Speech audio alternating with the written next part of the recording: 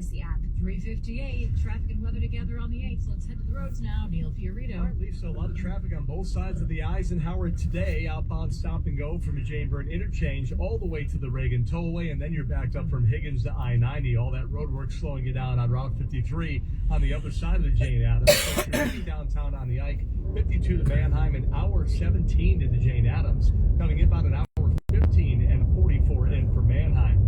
Big delays on the Edens coming in. You're 42 minutes into the Kennedy Junction from Lake Cook Road.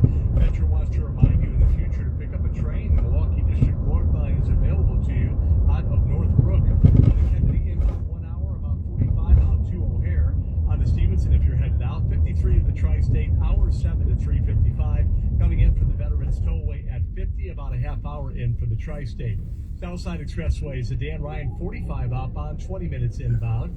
57 going out 18. Bishop Ford on the way out, stop and go traffic past 115th to Sibley. Long-term construction through December really slowing you down. A 27-minute ride out to 8094. Next reports at 408 News Radio 1059 WBBM. Neil, thank you for the rest of today. Windy and warmer, sun and clouds with high near 60s. Clouds tonight, maybe a couple of showers after midnight. A gusty wind, though, a low of 54. Diminishing winds tomorrow, still warm with a high of 70. We have 68 at both airports, 65 lakefront. The winds are gusting out of the south now at 37 miles an hour. Featuring the news that matters and breaking news at any time. This is Chicago's news, traffic, and weather station. News Radio 1059 WBBM. Coming up in the next half hour on News Radio WBBM, the Iran ceasefire is in jeopardy now after Israel's attack on Hezbollah in Beirut. More ahead from CBS News. Hoosiers will get a month-long semi-reprieve from high gas prices at the pump. This is Terry Keschner. The Artemis II crew hears a voice that travels from the past, beyond the Earth, to the stars. Hello, Artemis II. Massive gains on Wall Street today on hopes for an end to the war against Iran. The Dow today soaring 1,325 points higher. The NASDAQ up 617. The S&P adding 166. I'm Tom Busby. This is CBS News on the Hour, your home for original reporting. I'm Jennifer Kuiper in Beirut. Lebanon's health ministry says that Israeli strikes have killed 182 people, the highest single-day death toll in the Israel-Hezbollah war. Iran says as a result of the Lebanon attack, the Strait of Hormuz is closed. CBS's Elizabeth Palmer in Tel Aviv reports. In effect, Iran is already acting as if it's being accorded control of one of the world's most important energy arteries. And it's clearly trying to make the most of it. It's an ominous sign for Iranians who were hoping this war would help get rid of a regime that they really despise. Now they fear it's about to become not only more self-confident, but more powerful and more brutal. This is a fragile ceasefire is in effect between the U.S. and Iran, with Iran now accusing the U.S. of violating the terms. Vice President J.D. Vance. We have the Iranians promising to open the Straits of Hormuz, and we have a negotiation that's supposed to start this weekend. That's the truth. I think it's a good first step. We're going to see if we can make more progress here in the days to come. Gas prices are still rising. CBS's Jim Crisula. The average price of a gallon of regular unleaded gas nationwide is nearing $4.20, while rising gas prices are prompting some to rethink summer travel plans. Others are taking it in stride. Matt Krashenka was gassing up in Richmond, Virginia. We don't like it. Again, what choice do we have? First day, right? On a road trip to some family, you gotta have gas in the car. The national gas price average has exceeded $4 a gallon for the first time in 4 years. Jim Crisula, CBS News. The man accused in the Gilgo Beach murders on Long Island has admitted to the crimes. Rex Heuermann changed his plea to guilty, telling a judge he would cooperate with the FBI. CBS's Bradley Blackburn in New York. In a packed courthouse Wednesday, Heuermann admitted to strangling the women and dumping their bodies. Their relatives were there in court. On behalf of my mother, I accept this plea. I'm thankful that we came to a conclusion that brought peace to everybody. A federal judge hands down a sentence of 15 years in prison to a Jasmine Sango who pleaded guilty to selling Friends star Matthew Perry the ketamine that killed him in a 2023 overdose. Sango, referred to as the ketamine queen, is the third defendant to be sentenced of the 5 people who've pleaded guilty. Mark Aragos is her attorney. There's no way that Jasmine is 5 times more culpable than the person who injected Matthew Perry with the drug or the doctor who got the run. One person has died and at least 2 people are missing after the partial collapse of a Children's Hospital of Philadelphia parking garage that is under construction. This is CBS News. The stars shine brighter on CBS Morning. This is a slam dunk. So cute. Can't believe been singing from the other day. On CBS Mornings. Chicago's news, traffic, and weather station. News Radio 105.9 and WBBMNewsRadio.com. It is 4:03 Wednesday, the 8th day of April. Starting to cook down there, This afternoon. I'm Lisa Fielding. We have sunny skies, warmer temperatures, 70 degrees at O'Hare right now, 68 lakefront. Gusty winds, though, out of the south now at 38 miles an hour. Winds into tonight, a low of 54. Another warm day tomorrow. The AccuWeather 5-day forecast looks a little cooler. The AccuWeather 5-day forecast coming up at 4:15. But first, at 4, members of the Chicago Board of Education vote to take a stand against a Trump administration program that would give people federal tax breaks on any donations to private school scholarship programs. A story from WBBM political editor Jeff Buckles. The White House says its education freedom tax credit gives donors a break of as much as $1,700 a year on donations to scholarship funds. The administration says the money could be used to pay for public school programs, including tutoring, but opponents, including appointed board member G2 Brown, say it amounts to an incentive for wealthier people to write off donations to private schools. Nowhere in the world has vouchers produced equity. Some elected members, including Che Reinfest Smith, said the Board of Ed should stay out of political debates. These geopolitical issues get us going. We all want to talk about it. We see it on the news. My oath here is to the students of Chicago. Appointed member Karen Zakor said the tax credit program was intended to take money from public schools, and that made it the board's business. This attitude that we're hearing plays right into the hands of Project 2025. 3 members abstained. We're at City Hall. Jeff Buckles, News Radio 105.9, WBBM. Well, we're talking gas prices after the so-called ceasefire that's happening right now in Iran. But now the gas costs more than $4 a gallon. Some Illinois lawmakers are now proposing a 6-month holiday for the sales tax on gas because it follows today's decision to give our neighbors a little relief in Indiana from the gas price pump for the next 30 days. Indiana Governor Mike Brown says the cost to the state will be offset by the extra tax generated as prices have risen. Price of gas has gone up, so sales tax on it has been higher than normal. Wanted to make sure that we don't derail things that depend on the revenue from it. I feel comfortable we're in a good spot now. If necessary, I'll look at extending it, for another 30 days. No guarantee on that. Brown's gas tax holiday is a suspension of the 7% usage tax on fuel, which amounts to about 17 cents a gallon. Police still looking for the person who shot and killed a student outside Safe Achieve Academy in South Shore this week. It happened yesterday. 3 people were chasing down a 16-year-old Kanye Franklin and shot him outside the front doors of the school. Plywood now covers the entrance, and bullet holes can be seen along the school's exterior. Police say the suspects got away in a white Range Rover. It was later found in a nearby alley after being lit on fire. Several Chicago unions are calling for an economic blackout on May Day. They're asking people to withhold their time and money from companies that undermine workers' rights like Amazon, Twitter, and Starbucks on May 1st. Laura Garza is the executive director of Arise Chicago. There's no power like the power of the people. The power of the people here today and the power of the people that have been in the streets for the past few years. And when we organize communities and organize labor together, we can stop bad bosses and this authoritarian president and his billionaire friends in cabinet who are the worst people that we are seeing today. May Day events also include a rally that the unions will be hosting at Union Park. The Artemis II astronauts have received a special message. Hello, Artemis II.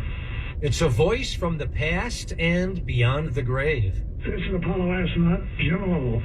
Welcome to my old neighborhood. That also carries to the stars. When Frank Borman and Bill Andrews and I ordered the moon on Apollo 8, We got humanity's first up-close look at the moon. Astronaut Jim Lovell, who lived in Lake Forest for many years, flew on 2 NASA missions decades ago, including the ill-fated moon mission Apollo 13 in 1970. Lovell died last year at the age of 97, but not before recording this message, which was heard by the Artemis II crew while they were flying around the moon, as the crew broke one of Lovell's milestones, the longest distance humans have ever traveled from Earth. Don't forget to enjoy the view. Terry Keshner, News Radio 105.9 WBBM. It is 4:08. Time to check in on the roads now. Traffic and weather together on the 8s. Here is Neil Fiorito. Traffic troubles on the tollways, and that's the tri-state. If you're southbound, stop and go from Irving Park, the toll plaza to Ogden. Remember, a lot of construction in that area, but we also have police activity on the exit ramp to westbound Ogden. Sounds like that was the end of a police pursuit. Again, this is a tri-state southbound at Ogden, that westbound exit there.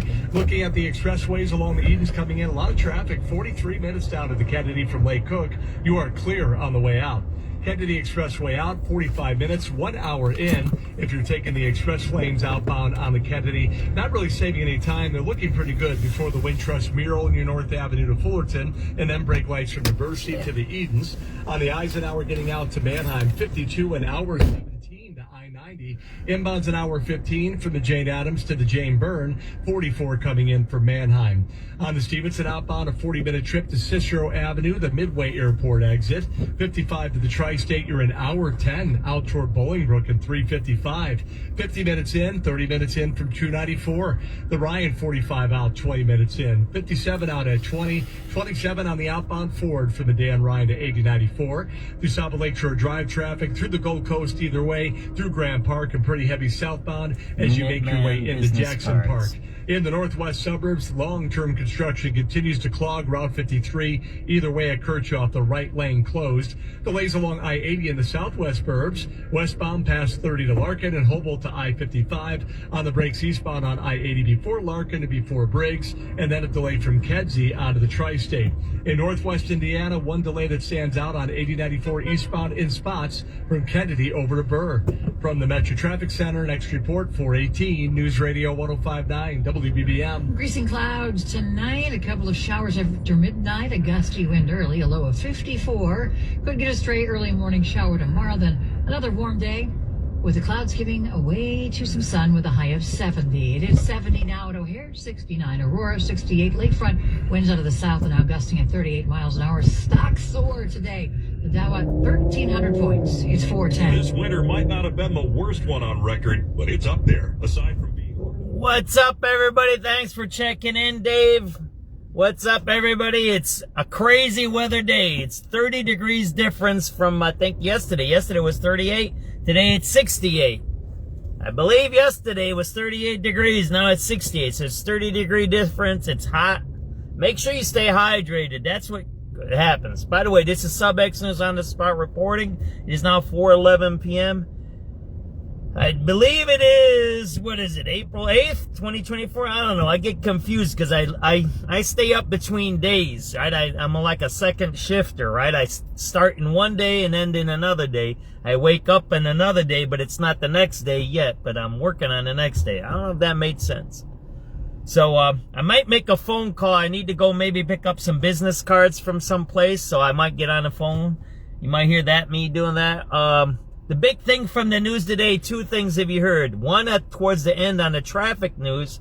Like yesterday, we ended yesterday, there was a shooting on the Kennedy that ended up on the Bishop Ford.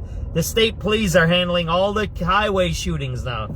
So the CPS, that's another story, CPS. So the Chicago Police Department don't handle any shootings that start on or end on or are related to the highways. The Illinois State Police handle it even into the city. Just like you seen the Cicero cops in the city doing a felony stop last week. So that's another abdication of the Police Authority of Chicago. Law enforcement. We've been reporting on that for 3 years now. Same thing with the county sheriffs. And I haven't checked the universities. I know once there was a carjacking in the University of Chicago, and they transferred it to the University of Chicago instead of Chicago Police. They're police jurisdictions, those universities. Second thing, you heard there was a shooting yesterday. Kanye Franklin, he was shot, 16-year-old. And you heard on the news, they shot up the school and there's bullet holes in the school building or around the school building. So there you go. That's the early morning shooting yesterday. Another teenager murdered in our city. We're having a teenager every week. At least one murdered. And that's not good.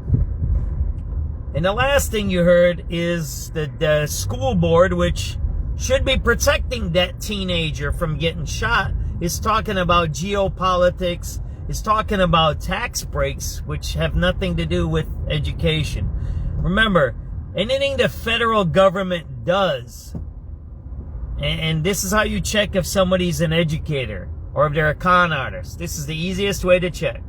I went to Chicago State. I got 2 college degrees from Chicago State. It used to be called Chicago Normal School. That was where all teachers came from in the old days. Actually, Chicago State was in Inglewood at one time, in the really old days in the 1900s. That's the school where all CPS teachers used to come through. You had to go through there.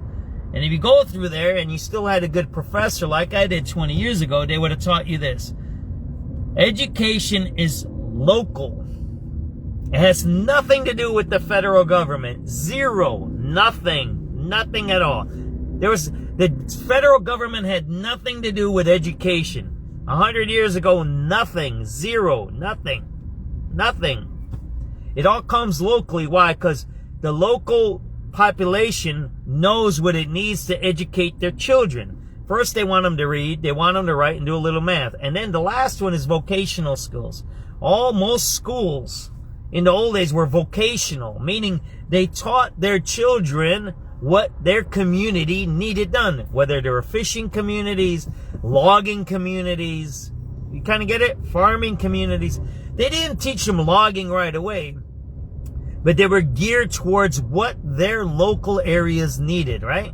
Because every area in our country is different. The West Pacific is different than Florida, right? Those two are opposite extremes of the same country, but those two, why don't we go today this way, right? We'll go a little bit of a change. Why don't we go check the beach out maybe, huh? Let's see what the beach is doing today. So those two localities, both in the United States of America, both states, I think the Northwest became a state later than Florida, right? But you kind of get where I'm going there. And then the industrial center, like us, was different from the agricultural South, was different than the Southwest desert lands, or even the West Coast, right? And then the West Coast is different from the East Coast. Do you start to get what I'm trying to say? So this whole idea where these people are involved in these transgenders and Gazas and now federal tax credits, that has nothing to do. It has nothing. So if think about this. Education is my thing. I'm gonna have to say this. I'm gonna beat my chest now a little bit. I have a PhD in education. I'm a PhD in education leadership. So before you get one of those PhDs, you kind of know, you have to know every basic tenet of education. At least I was lucky to have those types of professors. I don't know how it is now. I got my PhD almost 20 years ago now. But you had to learn the basics of where education came from, what's the tenets of public education, private, parochial, vocational, blah, blah, blah, liberal, right? You had to know all of those. That's how you got tested. You were tested by your professors. So, think about what you heard on the radio today. CPS people who are elected to run our school system for our children. So a 16-year-old Kanye Franklin doesn't get murdered in the morning, right? So he doesn't get murdered. People say, well, it's spring break. Well, why didn't they have an activity for him? Why wasn't there an activity for a spring break for that young man? You can say what you want about his lifestyle. That is what it is. Everybody can have their opinion on how people grow up and religion and all that. It has nothing to do with this. If the educational system cares for their children, and Kanye was a child of Chicago, he was a child of ours. He's our responsibility. When I'm in the school system, When you're a licensed teacher and you're working, every student is your child. You're responsible for that. It's called in loco parentis. See, these are the concepts you learn if you go to a good school and you're an educator. You're not a con artist. You're not a flim-flam man. You're not a rip-off, right? You're not a fakester, right? You kind of get it? So, we're supposed to protect the kids. When you hear on the radio a con artist like YouTube Brown, he's a con man. He's never been an educator. He's not a teacher. He's not a trained educator. He's not a trained anything. He's a guy that was not a union activist, a community activist in Kenwood down there, and he got famous because of the diet hunger strike when they were trying to close the school. They had a hunger strike not to close the school down there by the what is that? Is that Jackson Park or Washington Park? I don't know which one. Over there by the hospital there. That school. You know which one I'm talking about? Is it over there? 51st? Is it? So the idea is here. If you're not an educator, then why are you running the school board? And when you're running the school board, why are you talking about things that technically help you? So a federal tax credit for people who donate to private schools has nothing to do with a public education. Why? Because public education gets funded through what? Property taxes, through land grants. See, if you understand the school system, you get that. You get how local schools are established. That's why its local school board is there, because they handle the property taxes and the land grant. And then they divide it up, and and everybody gets a school, everybody gets a section, every neighborhood gets what it gets, right? That's how it works. So if you understand that, then you won't make silly statements about federal tax credits for donations, which have nothing to do with public education. Zero, nothing. Yet they're talking about it, wasting our resources, talking about it, wasting our space, which is public education space, to what? To talk about politics while a 16-year-old was just murdered outside of a school. That's the point. That's why that young man, Mr. Franklin, Kanye Franklin, was murdered, because of people like Jutu Brown. That's why he was murdered, because Jutu Brown don't care about him. He cares about Trump. And did you hear that? What did they say in the segment? They're talking about Trump. Trump has nothing to do with the school system in Chicago. Zero. Absolutely none. He has no authority of anything in the city of Chicago. None. But yet they talk about it. Here, I was going to stop and let you guys see the beach, right? Here I'm talking, going in a circle. I'm getting zigzaggy. There you go. North Avenue Beach. How's that, huh? You guys love it? Should I go jump in? So I just want to show you that. So the reason I'm talking this way, and then we'll get to the news and some radio calls, is a 16-year-old was murdered yesterday at 9 a.m. in the morning.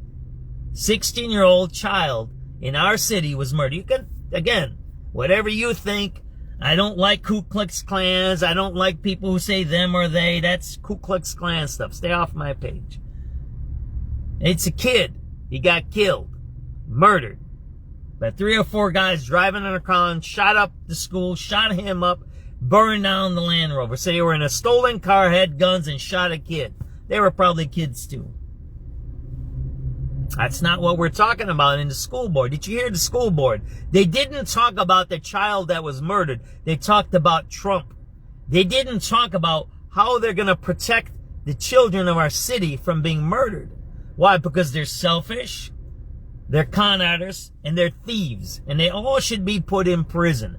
Anyone who takes their position, whether it's a politician, a school board member, even the dog catcher, anyone who works in public office, any government job, if they're not doing their job to clean up the leaves on the sidewalk, if they're not doing their lifeguarding job, if they're not making our children safe, if they're not making our drinking water safe, like in Flint, Michigan, every one of those should go to prison. Why? Because they're stealing from us. It's called tax theft. It's called stealing of time. These are all old cases, right? Misuse of power.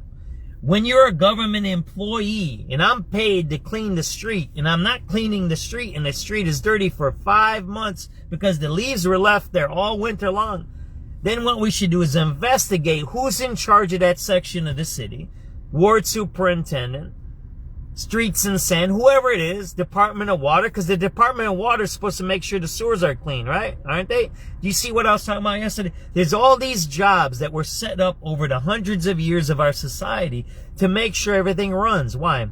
Because the country was set up by who? Europeans.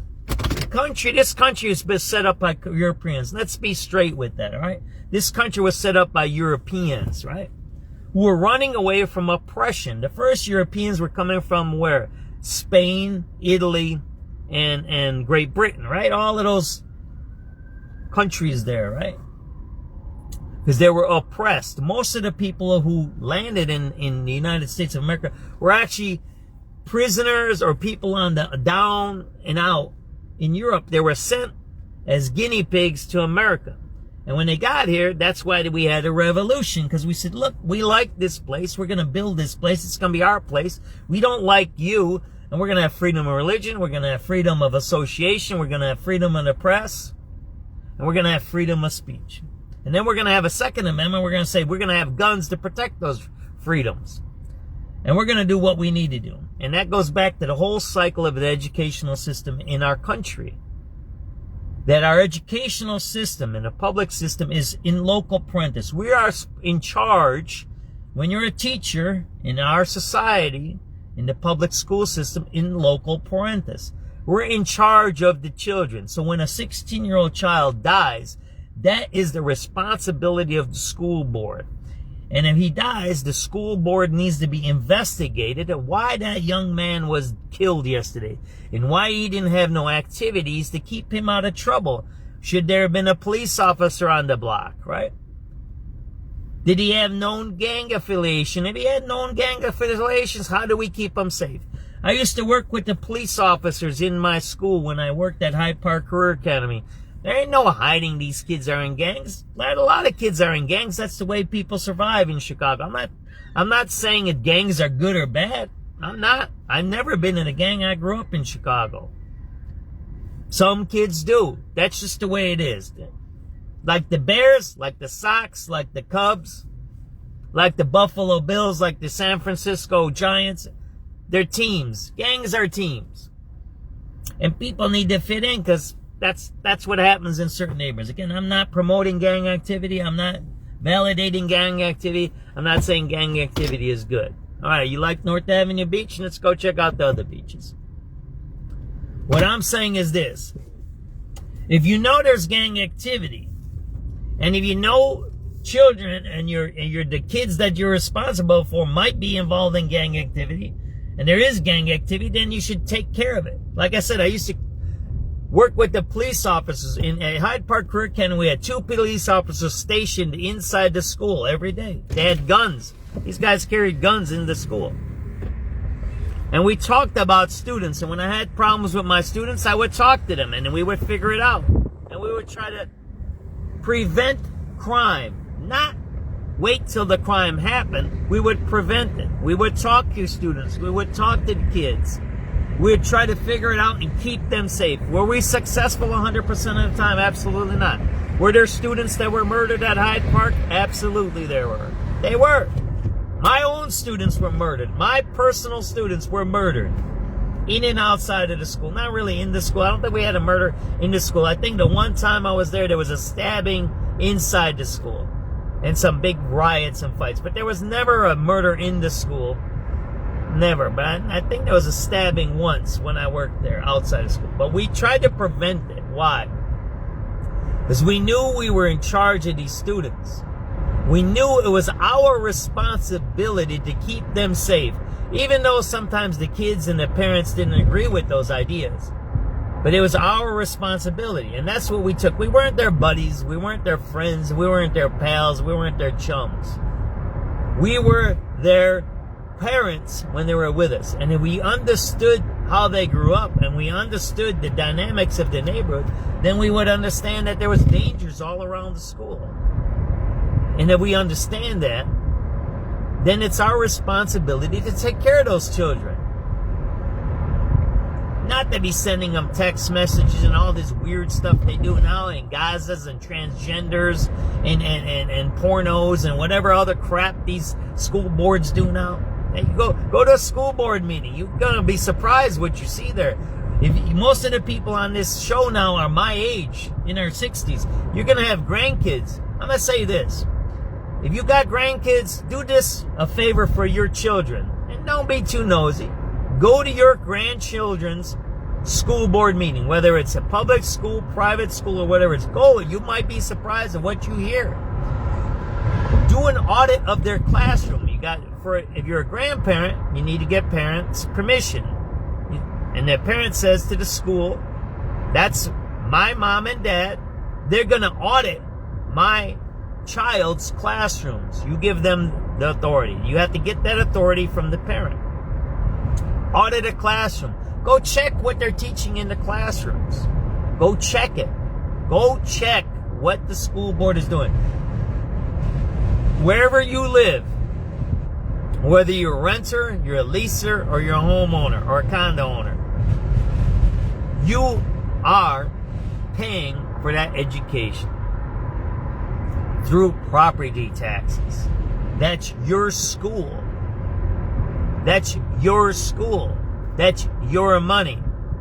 When is the last time you went to a school board meeting, PTA meeting, LSC meeting? When's the last time you've been there? When's the last time you checked what the school system is doing with our children? When is the last time you checked why did a 16-year-old young man get murdered yesterday? Why wasn't he doing something? Why didn't he have an activity? Why do we have teen trends where the kids jump on cars? Why do we have drag racer meets? You know, there was 4 of those. I talked to somebody when I get on the phone with somebody.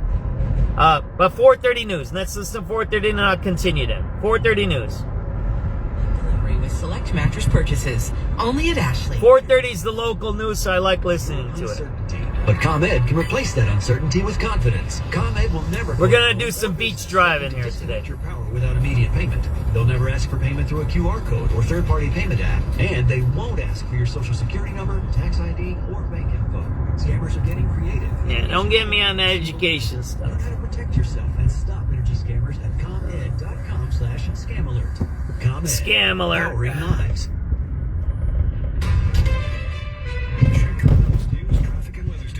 News Radio 105.9 and WBBMNewsRadio.com.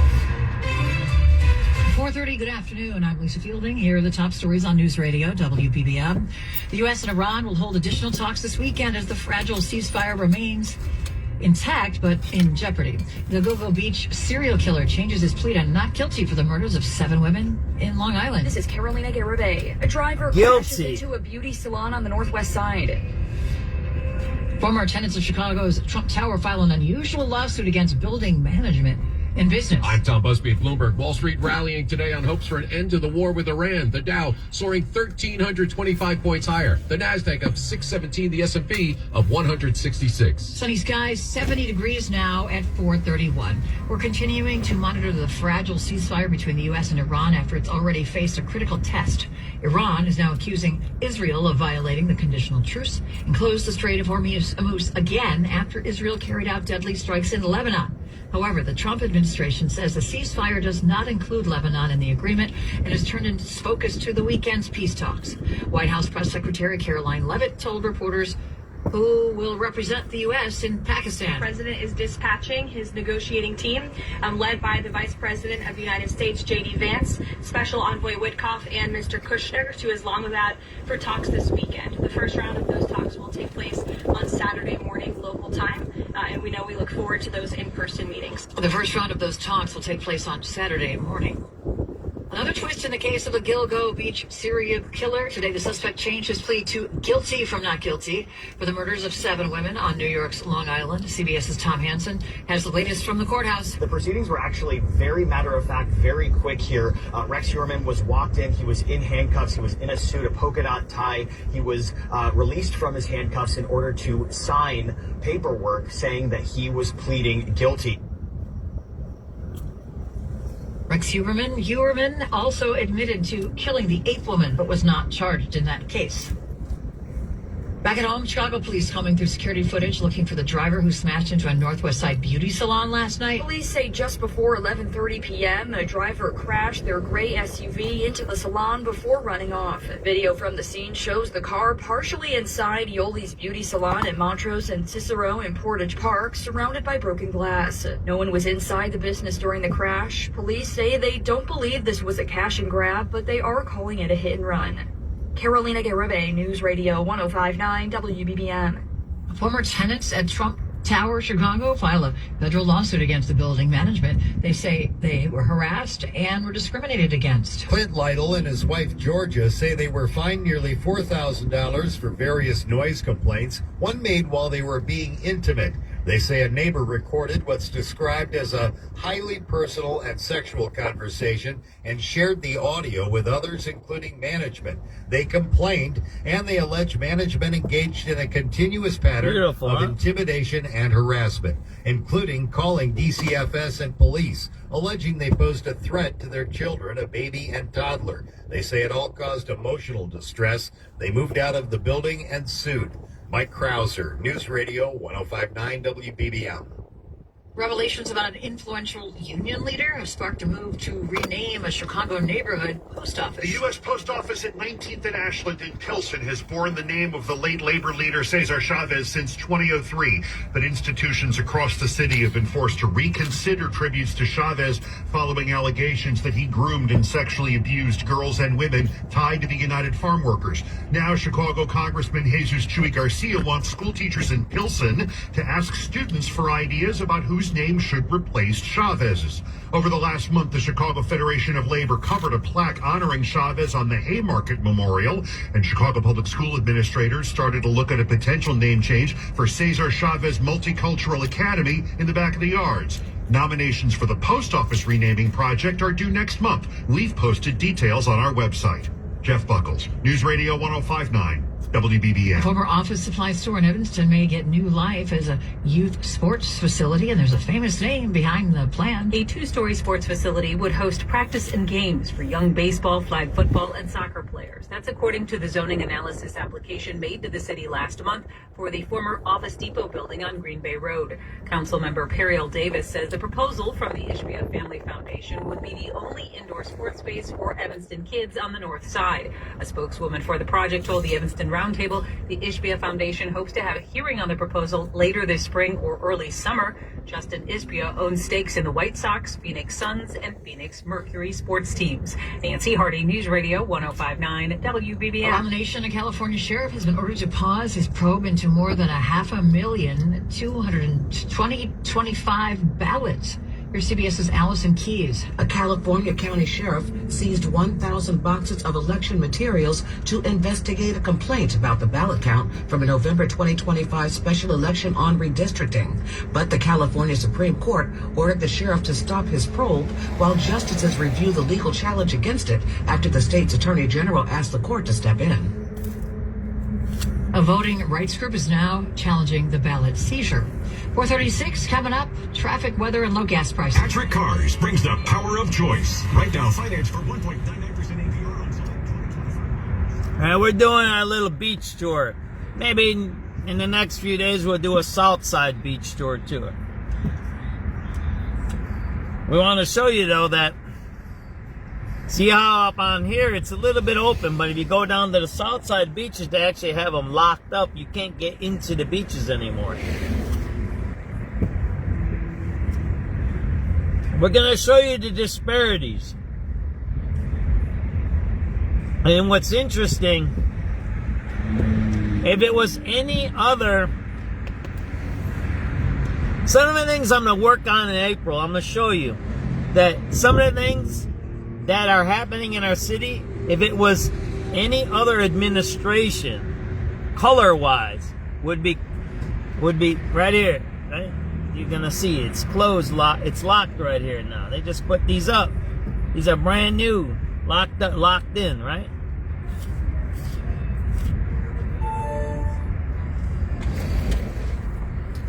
These are denial of access. That's what this is.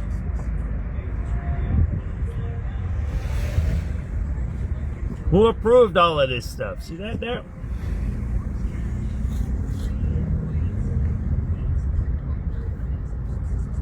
So you can't get into the park without having a gate in front of you now. Right? It's a security issue, right? Midlothian has gas for $4.19. If you see a relatively low gas price these days, give us a call, 312-409. If any other colored person would do that, a white guy or a white lady or some other color, they would call it as racism and denial of access. But you have a black man now in office, guess what you can do?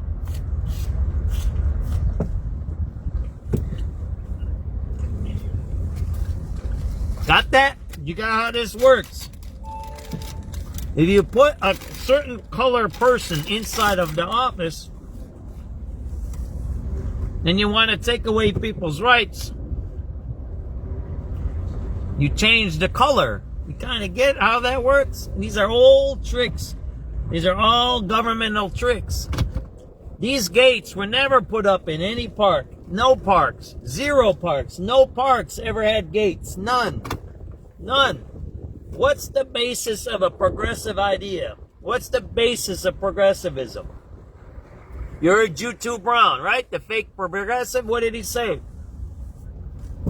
You're taking our money away from our schools that should be free and open to everybody. That's his idea, right? That's progressivism. What did the black progressive mayor do? What did you just see here? He put up a fence to get into a park that says you have to pay now to get in. And then, by the way, I'm taking a picture of your car as you drive into the park. He said they all have pictures now here. You can take the pictures of to get in. We can say, hey, yeah, that's good. We don't want everybody going in, and we want to have control of it. But that's not what progressivism is about. That's not progressive. That's reactionary. That's authoritarian. That's a king. See the cameras right here? See those cameras? See the cameras? They take a picture of every car that comes in and out of here now. In the old days, it didn't. So that's an invasion of our privacy. You kind of get how that works? Got that? That's a brand new one. That's brand new here. That wasn't here. Take a look at my videos. Weren't we up here 2 weeks, 3 weeks ago? When were we up here? 3 or 4 weeks ago? It wasn't here. Don't you remember we're here at night? Now, if you watch my videos, you watch what I do. So here's the idea. You have a guy that's a black guy that says he's a progressive and he's for freedom and he's for using the resources for the people, power to the people, right? Isn't that what you heard that lady say? What did you hear that lady say? On the newscast, she goes, power to the people, right? About the workers or something like that, about Amazon. That's all Brandon Johnson's people. They pay those protesters now, right? Yet, I go to the park, what's the first thing I see? I see a gate.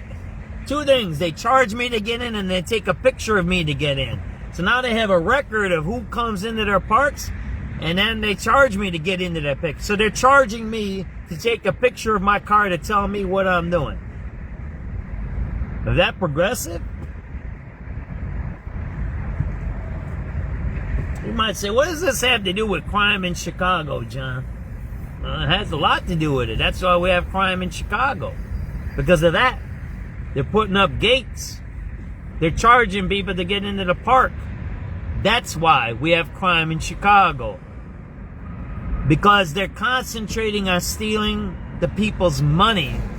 Because the economy is shrinking. There's no work in this society because what? It's getting automated. The K economy. I showed you that picture before. 80% of the people in the next 10 to 20 years are going to lose their jobs. 80%. That's you. If there's 10 people watching, 8 of you are going to lose your job. You might even lose your money, your pensions. You haven't seen that yet. If you read the papers of what happened in the 70s and 80s, I have an article, Bethlehem Steel. There's a big article about that. Oh yeah, even if your husband has the pension, they're going to strip you of that. They're going to go bankrupt. If a city like Chicago goes bankrupt and you're getting a pension from it, They're going to go after the pensions. Now here, CPS, us, we're kind of lucky because our pension system is private. We have a public-private pension, meaning our pension system, the Chicago Teachers Pension Fund, is not tied to the city. It is because we get the money from it, but our pensions are not controlled by the city of Chicago. It's not a municipal pension. We are municipal employees, and we are public employees, but our pension is different. Why? Because the mob set up our pension system. And we're kind of lucky they did, because they set it up in such a way that it's separate, but it's tied to it. So why am I talking all this stuff? Why am I talking all this jibber jabber when I'm driving on the highway? Because we're coming into a time in our society where there's going to be lots and lots of unrest. When 80% of their people are going to lose their jobs, there's going to be some bad things that happen. Do you remember in the 1900s? What did we have in the 1900s? We had the French Revolution, we had the Russian Revolution, we had the Industrial Revolution, didn't we? We had the Civil War. Yeah, that's all that time. That was a K economy. It was going from agrarian, small artisan workshops to industrialization. In that time, I don't know the figures, I'd have to look it up, 80 to 90% of the people lost their jobs. That's why we had those fights, those wars. We went from the Civil War all the way to the end of the Second World War. That was almost 100 years of warfare. If you look in history, there's the 100 Years' Wars, there's the Crusades, there's all of these things. These wars last a long time. They don't last for 10 years or 5 years. They last 50 to 30 years. Why? Because they're wealth transfers. They're transferring wealth from one group to the other group. And right now, we're in the start of this one. We're not at the middle yet. We're not even at the middle yet. We're not at the middle yet. That's why you see all the empty buildings downtown, because the downtown was part of what? The last economy. Paperwork, right? Offices, paperwork, file cabinets. And we don't need that anymore. We don't need all those high skyscrapers anymore to house filing cabinets. Remember when the 9/11 tower was blown up? What was the biggest thing besides the dust? The paper flying everywhere. Paper flying everywhere. Because that's the old way of doing business, to keep documents in paper form. Why? Because that's the way we did it.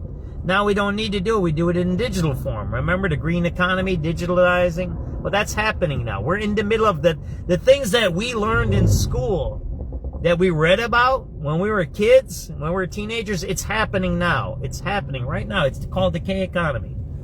80% of the people are going to lose their jobs. I'm telling you, and you're going to lose your pensions. You're going to lose your money. Things are going to change. I'm not trying to scare you now. I'm not telling you to be scared and run around Chicken Little disguise. So I'm telling you a fact of what's going to happen. It's natural. It's like you being young and don't know nothing. Then you know something, and then you get old and you can't walk around and you forget stuff. It's the same thing. It's a natural progression of life. That's nothing to be fearful about, right? But why I'm talking about it now, and why I'm showing these gates, is because that's part of it, right? The economy is shrinking. It's getting scarce while it's expanding at the same time. It's doing two things at once. It's expanding into the digital economy, while the mechanical, the industrial, is switching, right? It's changing, and it's doing it at the same time. It's driving your car while your engine light is on. You keep moving. You can't stop, because if you stop, you're going to be stuck. So that's what's happening now. The economy is moving. It's shrinking while it's growing. It's in two spots, right? So the government knows this is happening. The government isn't stupid, because you got smart people running it, hopefully, right?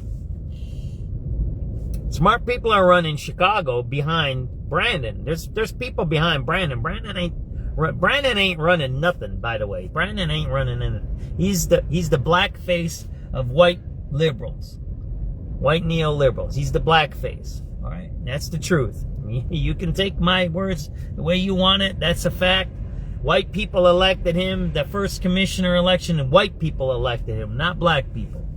That was when he was running against Boykin, okay? Look up the statistics. Look up where he got his votes. It was mostly white people that elected Brandon Johnson that first election. Anti-black votes. They were anti-black votes. You got that? Because they were whites voting for Brandon because they know they can control him. That's why, right? So why am I saying all of this? Because what we are experiencing today is a known fact. And what's happening today is predicted. Frequency mode. And when you hear a guy like Jutu Brown who's on our school board, and I know Jutu, I know him going back 20 years. I know Jutu. I mean, I've done stuff with him, right? We've done organizing together 20 years ago.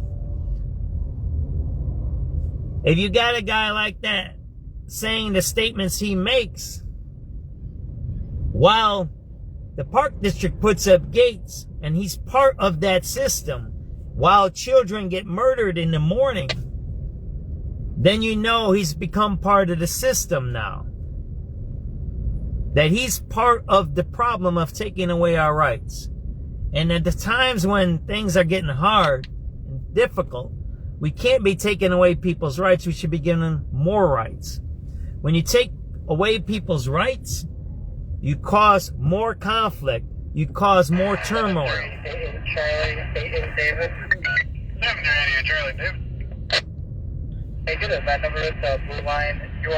So, the reaction to restrict is always going to have what? An opposite and equal reaction, right? That's physics. So when you restrict people and put up fences, put up red light cameras, make laws, tell you you can't get a tax credit because you're rich and you donate to a private school, when you're already paying property taxes anyways. So you're basically double paying, right? So imagine a rich guy, he pays property taxes, he's going to the school district, and then he gives his extra money to a private school, and now they're saying he can't get a tax credit for that. Kind of strange, isn't it? So they want to double and triple tax him. That's what I'm talking about, this progressivism, this fake stuff, right? So what does that all have to do with crime and crime chasing and radios and scanners and all of that stuff? Well, what it has to do with it is this. If the government... Partner has some stuff on the balcony. Lock the door. Carl will mention ex-partner is being armed with knives. District 19 zone 2 clear. If the government was really truly protecting us, they wouldn't talk about Trump in their school district board meeting. They would be talking about how we're going to protect our children from gang activity, right? And in fact, now there's a lawsuit by the family of Adam Toledo against the school district, there's a lawsuit against the Chicago Police Department, I believe, City of Chicago, and the police officer. The parents of Adam Toledo are suing.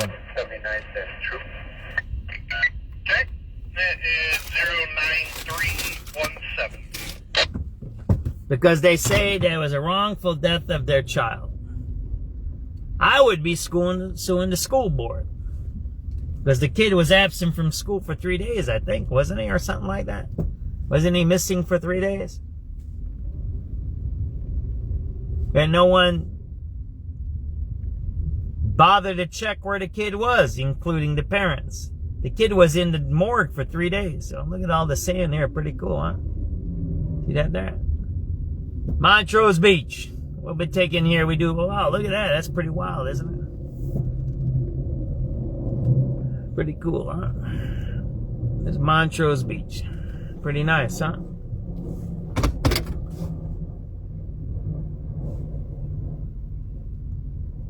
This is the reason it's important. The people who are controlling the schools now are using our students for violence. because they're connected to Bill Ayers. They're connected to Bill Ayers. Bill Ayers, the domestic terrorist who killed people. He's created and been working. Now he's a retired professor getting a government pension. The guy that hates America, he has a government pension. Developed curriculum that hates America. He's worked at the UIC Department of Education for I don't know how many years, 10 or so years, maybe 20, I don't know how long. And he developed a curriculum that hates America, hates the establishment, while he got a government pension. And so now we have a generation of children who hate this country, who believe they're owed something, who believe what? Somebody did something bad to them that harmed them. That's what they believe, right? You owe me. I need to get it. I can take it. I can shoot you. I can not listen to the rules. I can do whatever I want to. That's why you have a 16-year-old shot, because you have a Jutu Brown saying what? Oh man, the president and Trump and all this. What does President Trump have to do with a 16-year-old shot on the south side of Chicago? 78th and Coles, right? That kid was shot at 78th and Coles. Look him up. He's just shot yesterday. 16-year-old child murdered. While you got Jutu Brown talking about Trump. That's what you got. You got people who don't care about our children, who are tasked with the role of taking care of our children. That's why you hear all this crime, right? That's why I'm talking about gates, beaches, the economy and all this. Because bad times are coming, and when bad times are coming, as a parent, as a leader, as someone who's got loved ones, what do? You protect each other, right? If a storm's coming, you protect yourself. If you know you're driving in at night, that you had to have your lights on or you're tired, what do? You either turn on your lights or you pull over, get a motel room. You do something. You protect yourself. The people that are running our systems, especially the school systems now, and in Chicago in particular, want to harm us. They want to disarm us. And they want to arm and radicalize the children so what? They can use them as a tool to steal. That's what it is. Because they know this wealth transfer is coming. This K economy, it's coming. And it's going to change. But they want the money because they're greedy. Just like Bill Ayers, who's a domestic terrorist who hates the American government. But for some reason he has a government pension, right? Look him up. Look up who Bill Ayers is. All right, we're going to listen to some radio calls now. I just got a message here. I'll pick it up tomorrow. Is that all right?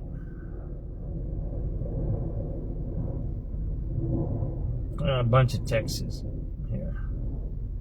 All right, let's listen to some radio calls. How about that? That's enough of my time. Oh, 4:56. Well, listen. How about we listen to the news a little bit, okay?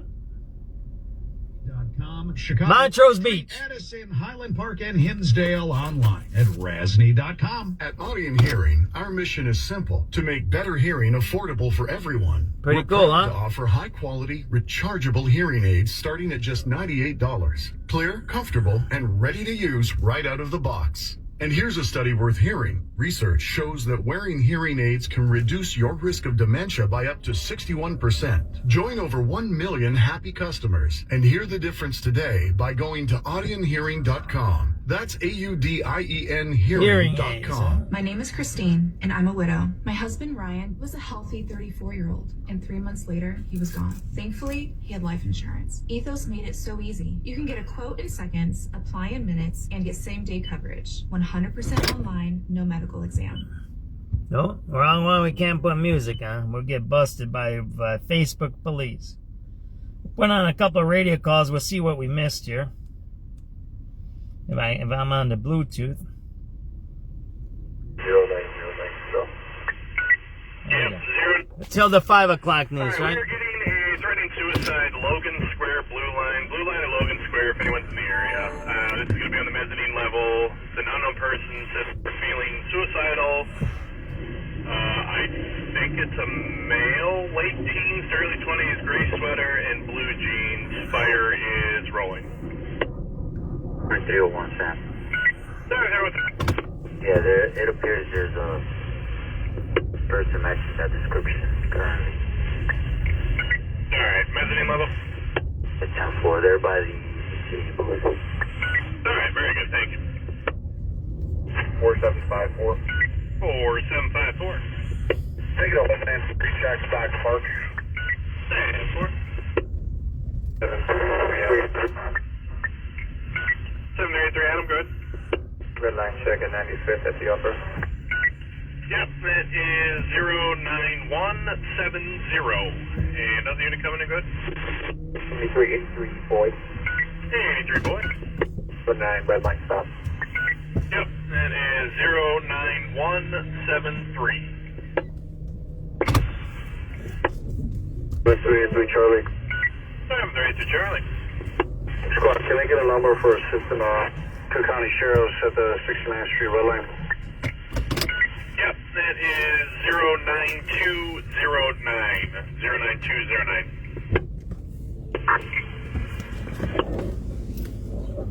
1914, 1915, units in 9 and citywide, battery in progress, 4555 North Sheridan, 4555 North Sheridan. Security called in for the rooftop common area. There's That two males guy's fighting. driving in a bad spot. Security will direct the male white with blonde hair, tall, another male white with dark hair, no weapons seen. District 19, from the 7388 Charlie, 88 David. 7388 Charlie, David. Get that number, it's Blue Line, UIC Halsted, please. Yep, that is 09295. 1912, units in 9 citywide, person with a knife, 4555 from Hermitage.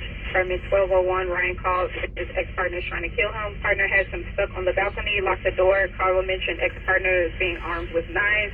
District 19, zone 2 clear. 7383 Frank. 78 Frank.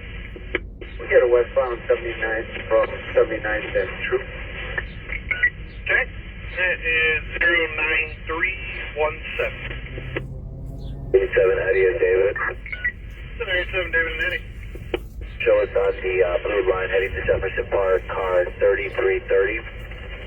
Just left Belmont. Okay, that is 09337. 5 o'clock news. Today on hope for an end to the war against Iran. The Dow today soaring 1,325 points higher. The NASDAQ up 617. The S&P adding 166. I'm Tom Busby at Bloomberg. Sunny skies, 71 degrees at 5 o'clock. News on the hour. Your home for original reporting.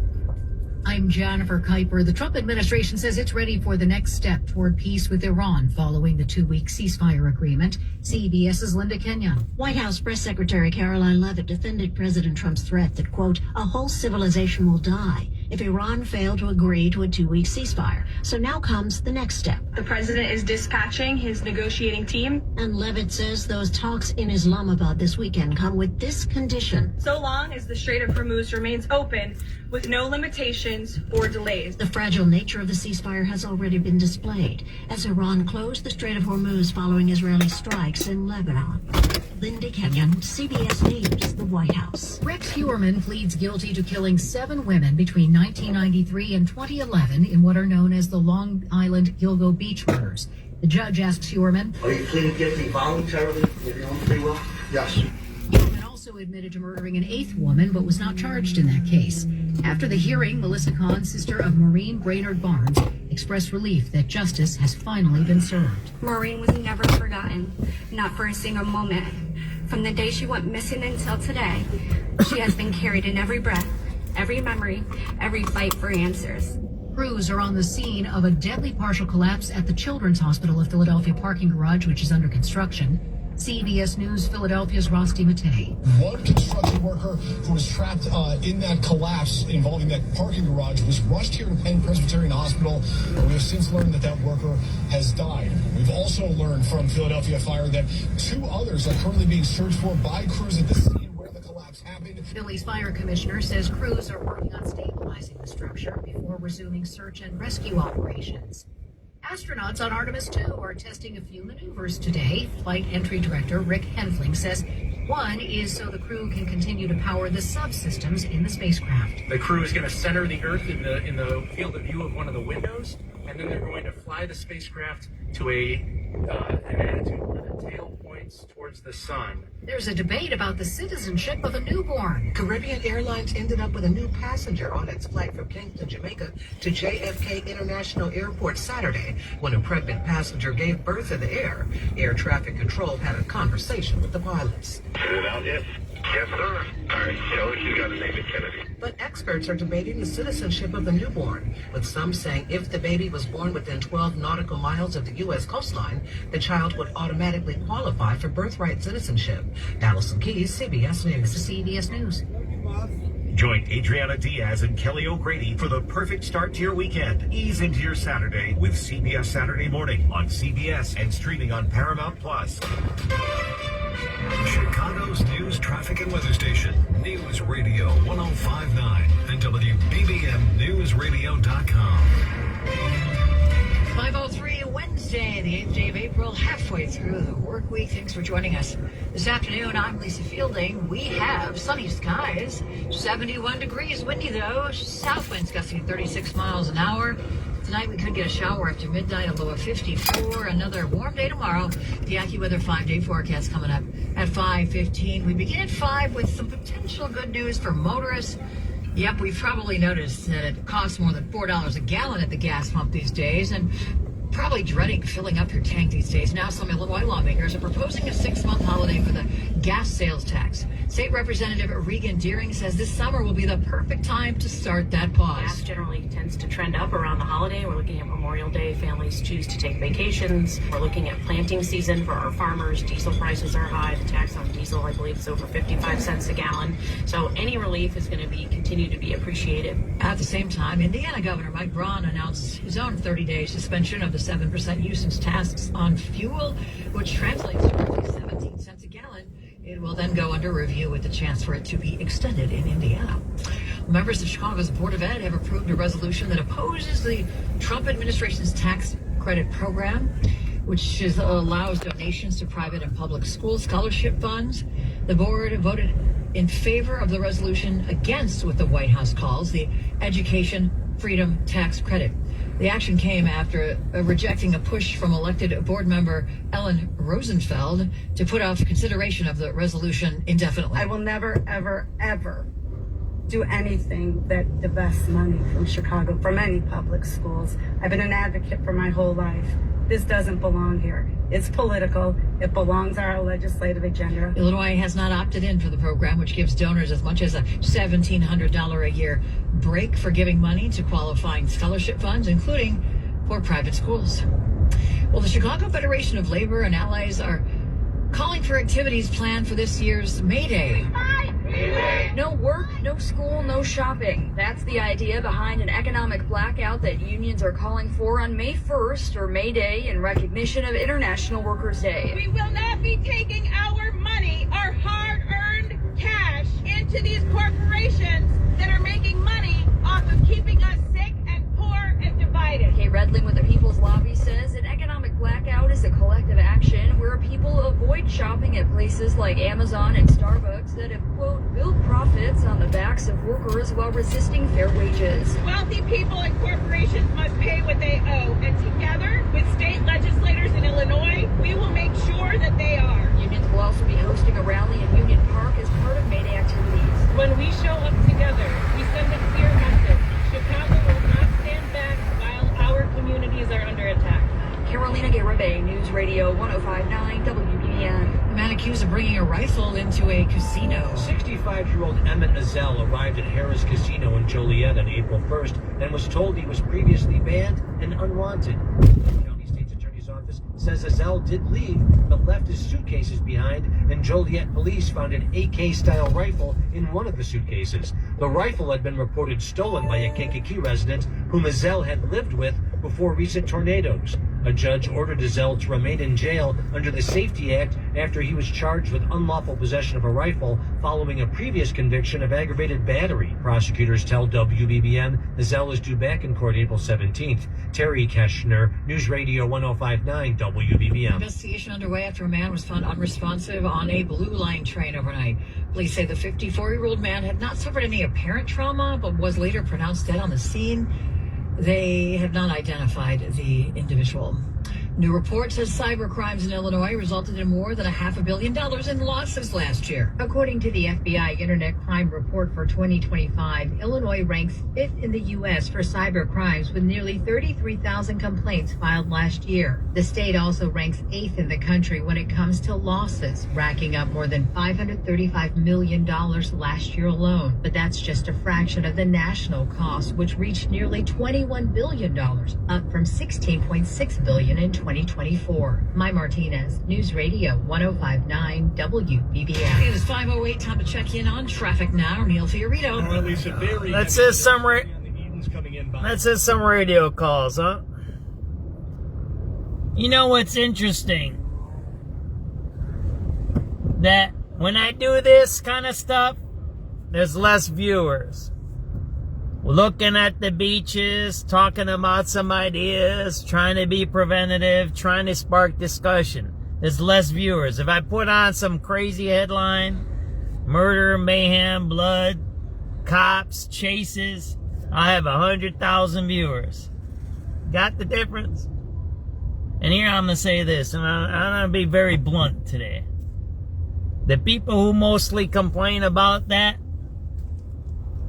about our community is divested in, our community is this, and that kind of rhetoric, they're the ones who tune into those things.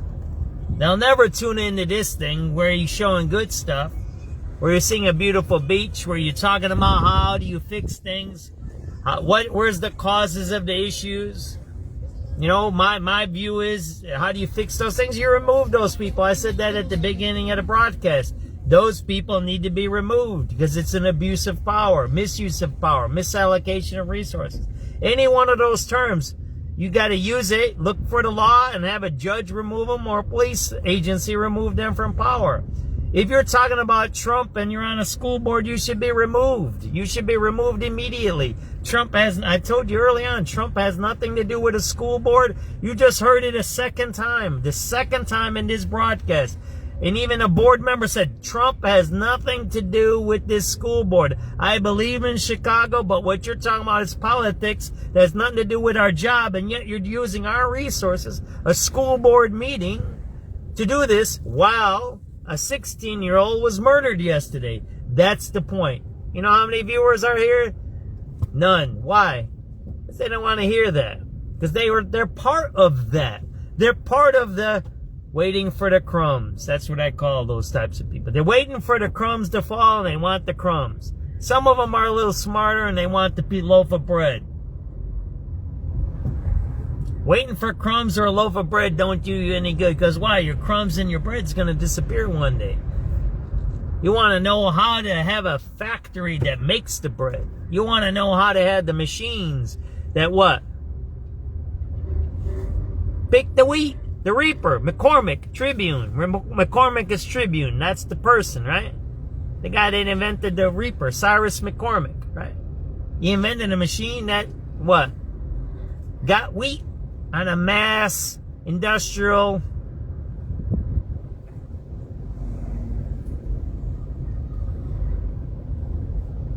idea to make food available to everybody and cheap. That's why that was made, and they call him a bad capitalist. Think about that. They call capitalists bad, but the reason we're in this park is because of capitalists, the Burnham plant. The reason we have cheap food in America is because of capitalists. The reason we have cheap gas in America is capitalism and imperialism. That's what they're talking about today, aren't they? Cheap gas. Cheap gas, right? And that's the whole thing today, cheap gas. They're not talking about the kid that was killed yesterday. Did you notice that, right? How much time have they spent on that kid being killed yesterday? Not too much. They're talking about prices, that things cost. Cheap gas is imperialism and capitalism. Think about this. Think about this. The progressive, fake, communist, whatever you want to call them, complain about prices when prices are because of capitalism and imperialism. That tells you who they are, right? It tells you who they are. Right? If you want to be a true labor guy, a real labor guy would say fair wages, fair prices. right? A suppressed price that has subsidies, or you go get it cheap from another country by bombing them, which we're doing. I'm not talking against it. Then you would be against that kind of stuff. But you don't hear these guys against that stuff, right? They want cheap prices. Why? Because they're fake. Just like G.T. Brown. He's fake. He's sold out, right? He doesn't talk about a 16-year-old that was murdered yesterday. I'm going to keep talking about that. That's an important thing. We had a 16-year-old person shot yesterday, murdered by 3 other young people that burned a Land Rover in the morning. That's an important story that's not being talked about today. It's very important. It's very important. Right, there's another fence here. Look, there's no one parked here no more, right? See that there? Another fence. Another progressive fence. Who approved of these fences? Did the citizens of Chicago approve of these fences to be put up in our parks? Who approved of this stuff? Were we notified that this was going to happen? Did we approve of this? Think about it. Now these handicap spots are what? They're behind the fence. Got that? Who approved of those things? Who approved of those gates? When did that get passed? See that? There is no one parked there. Here. That's the beach house right there. The beach is right here. So now, Chicago citizens have to go through a gate to get to a beach. That's what I talked about in the earlier segment, right? And this is some radio calls. I'm going to keep talking, and I'm going to blabble all day long. Listen to some radio calls. Listen to some crime. See what's going on. We're going to keep moving. We're going to keep working on the beach tour today, right? We're doing a beach tour today. 5:15, so we'll go back to 4:45, about a half hour, all right? Listen, we'll go back to... We're starting the radio calls at 4:35. There you go. 786 AM. Call go up the upper red line, please. Yes, sir. That is 09121. 7383 Frank. 7383 Frank.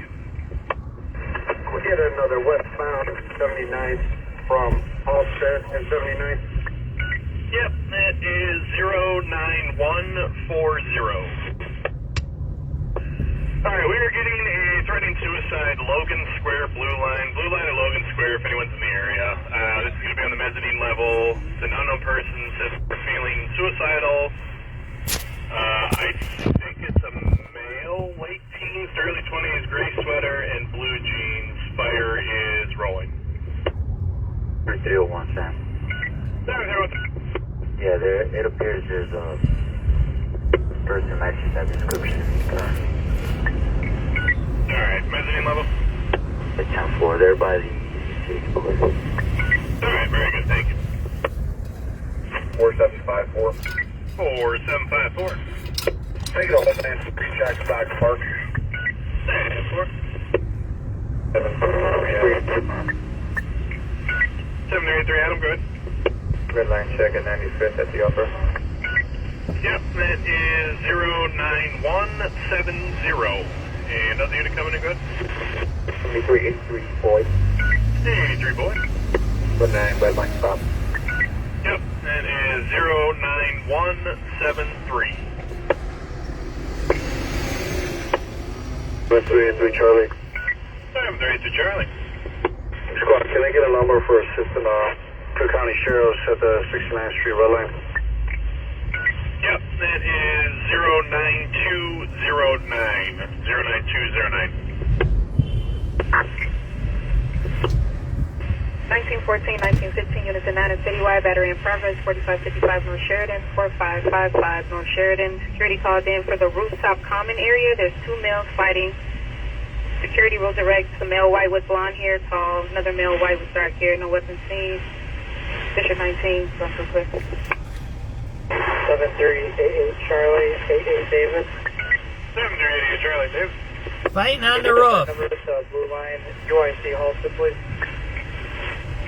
Yep, that is 09295. 1912, Unison 9 citywide. Person with a 94555 from premises. Permit 1201. Ryan called. His ex-partner is trying to kill him. Partner has him stuck on the balcony. Locked the door. Caller mentioned ex-partner is being armed with knives. District 19 is on 2 clear. 7383 Frank. 78 Frank. We got a westbound 79 from 79 that's true. Okay. That is 09317.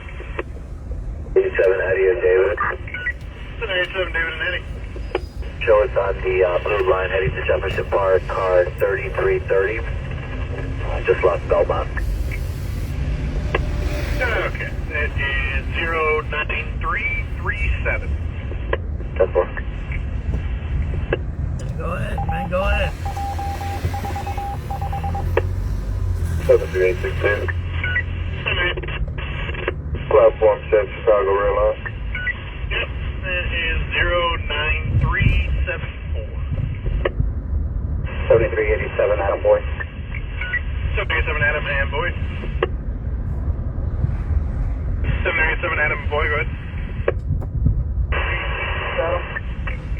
7867.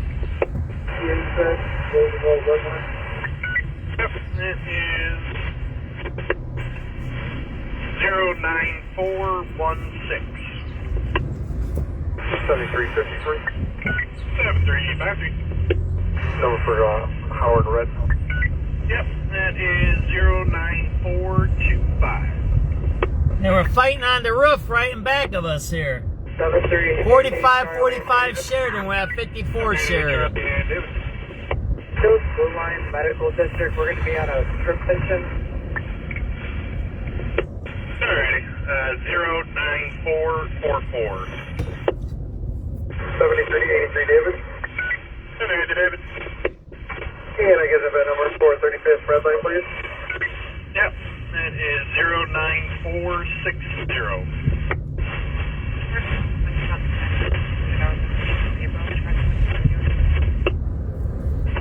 7387 Adam Boy. 787 Adam and Boy. Negative number for Blue Line southbound from O'Hare. Card number is 7054. Okay, that is 09473. 7383 Henry. 783 Henry. Plus number 1369 180. Okay, that is 09479. Marine 2. M2. Hey, can I grab another one for the North Branch, please? North Branch, absolutely. That is 09488. 09488. 10-4, thank you. 7386 boy. 786 boy. I got email number at from Blue Line. Yep, that is 09497. 87 Eddie and David. 787 Eddie and David. I get one for Jefferson Park Blue Squad. Yep, it is 09510. 10-4. 7383 Charlie. 783 Charlie. Low light check at 69th Street. Yep, that is 09526. 7383 Frank. 78 Frank. We got an eastbound 79th from Western and 79th. Okay, that is 09536. Putting in at 5 and citywide, a person with a 7383 Adam. 783 Adam. Red line check 95th upper. Yep, that is 09569. 7383 boy. 783 boy. Nice red line stop. Check. Yep, it is 09572. 3215. 3250. Info only, 3300 north in the southbound, there's a bucket in traffic.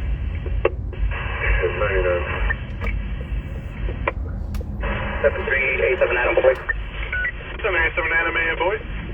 Get numbers for a transmission at Heart of Mine, Blue Line. Okay, that is 09608.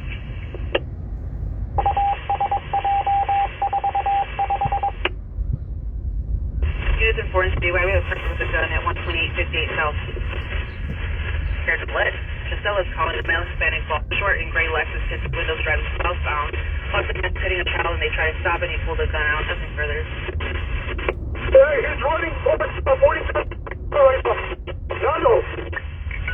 Alright, where are you guys at? Who's running? 47 in Princeton. Male black hoodie, blue jeans. UUW. 47 in Princeton. UUW 10-4. 47 in Princeton. Let's get some more cars. UUW 47 in Princeton. 47 in Princeton. What direction is he running? North or south? Unit that's running, you got the air. 47 in Princeton. UUW. Person with a gun. Alright, 47 in Princeton. You got a description? Sure, off, slow it off. Alright, you got him in custody? You have the subject in custody? Oh, he got away. Alright, getting the flow down. He is not in custody. Can I get a description? It's gonna be UUW 47th in Princeton. Male black. Got away. black hoodie, blue jeans. Alright, 10-4. What's your beat number? 6410 Charlie. 6410 Charlie. Alright, 10-4, I got you.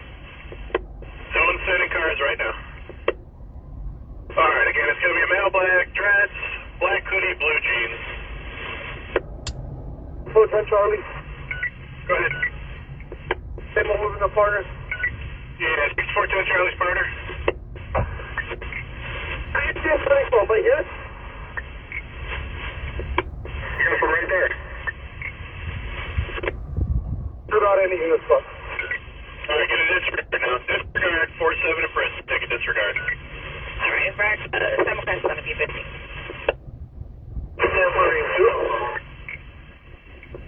M2, go ahead. Did you hear clear?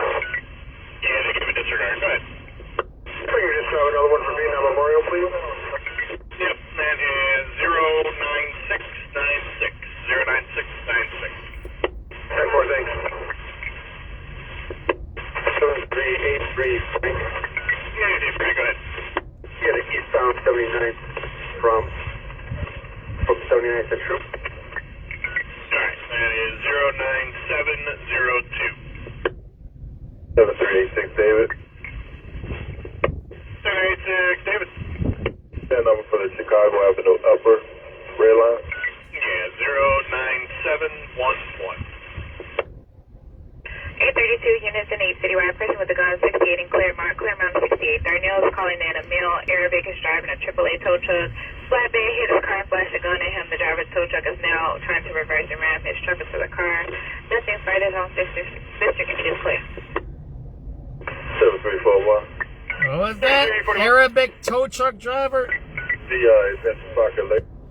Arabic tow truck driver, road rage. Claremont 68. Darnell is calling in a male Arabic Claremont and AAA 68. tow truck. Flatbed hit his car and flashed a gun at him. The driver's tow truck is now trying to reverse and ram his truck into the car. Nothing further on district is clear.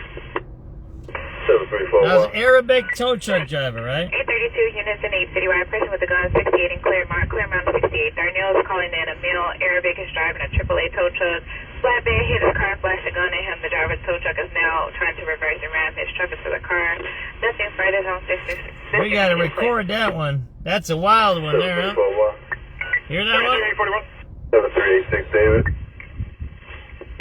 786 David. 832 units in 8 citywide. Person with a gun 68 in Claremont 68. Darnell is calling in a male Arabic is driving a AAA tow truck. Flatbed hit his car and flashed a gun at him. The driver's tow truck is now trying to reverse and ram his truck into the car. Nothing further on district is clear. That's wild, ain't it? 73841. Is that Sparker Lake? Clark and Lake, yeah, that is 09783. 10-4-12.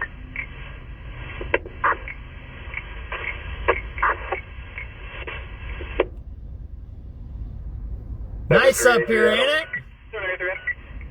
You guys ever been up this far north? It's nice up here, man. Look at that. It's beautiful, isn't it? Yeah. Yeah. Hey, SubX, we do beautiful stuff too. I told you we do beauty. We showed you the flowers in Garfield Park, didn't we, the other day? Yeah, see, this is beautiful out here. It's nice up here, man. Well, with some people chase YNs, we're chasing the beach today. There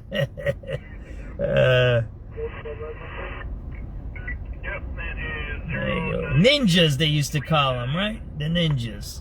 You know why they call them ninjas? Because of the masks, right? If anyone gets approached by two parents that may be missing a child, CTA has located a missing 8-year-old at the 63rd Halstead Green line, 63 Halstead in the green. He's going to be an 8-year-old male, black, green puffer coat, blue jeans, carrying a Mario book bag. He was on the train with the parents. The parents exited the train at an unknown stop, and the child did not go with them. He is now waiting with CTA staff on the mezzanine. We're going to listen to 5:30 news, okay? 7383. Let's pause this. Sorry, can we get a eastbound 79th Street, 1383 Henry? The, 832 units in 8 citywide. Person with a gun, 68 in Claremont 68. Heard that, Calling right? in a male Arabic is driving a AAA tow truck. Flatbed hit his car and flashed a gun at him. The driver's tow truck is now trying to reverse and ram his truck into the car. That's crazy. That's a crazy call there.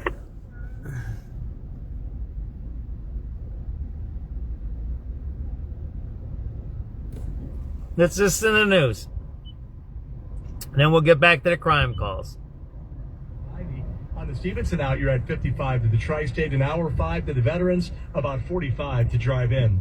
From the Metro Traffic Center, your next report's at 5:38. News Radio 105.9 WBBM. Good night. Sunny skies right now, 71 degrees at 5:29. File with TurboTax on Intuit credit card. So we're way up north. We're on Sheridan here. We're at one of these beaches. Wow, look at that sand that was blowing there. Did you see that there? Pretty wild there, huh? Pretty cool, huh? This is Chicago. You're looking at Chicago. Some people don't know this is Chicago. They don't believe that this is the, look, here, if you want to, let me show you. You can buy an apartment or rent an apartment or get a condo right on the beach. We have this in Chicago. This is Chicago, by the way. We're not in some fancy resort. This is Chicago. Did you know that? This is Chicago. Yeah, we're not in Michigan Avenue or Michigan City or Indiana Dunes. We're in north side of Chicago. This is Chicago. We're in Chicago. Beautiful up here, ain't it?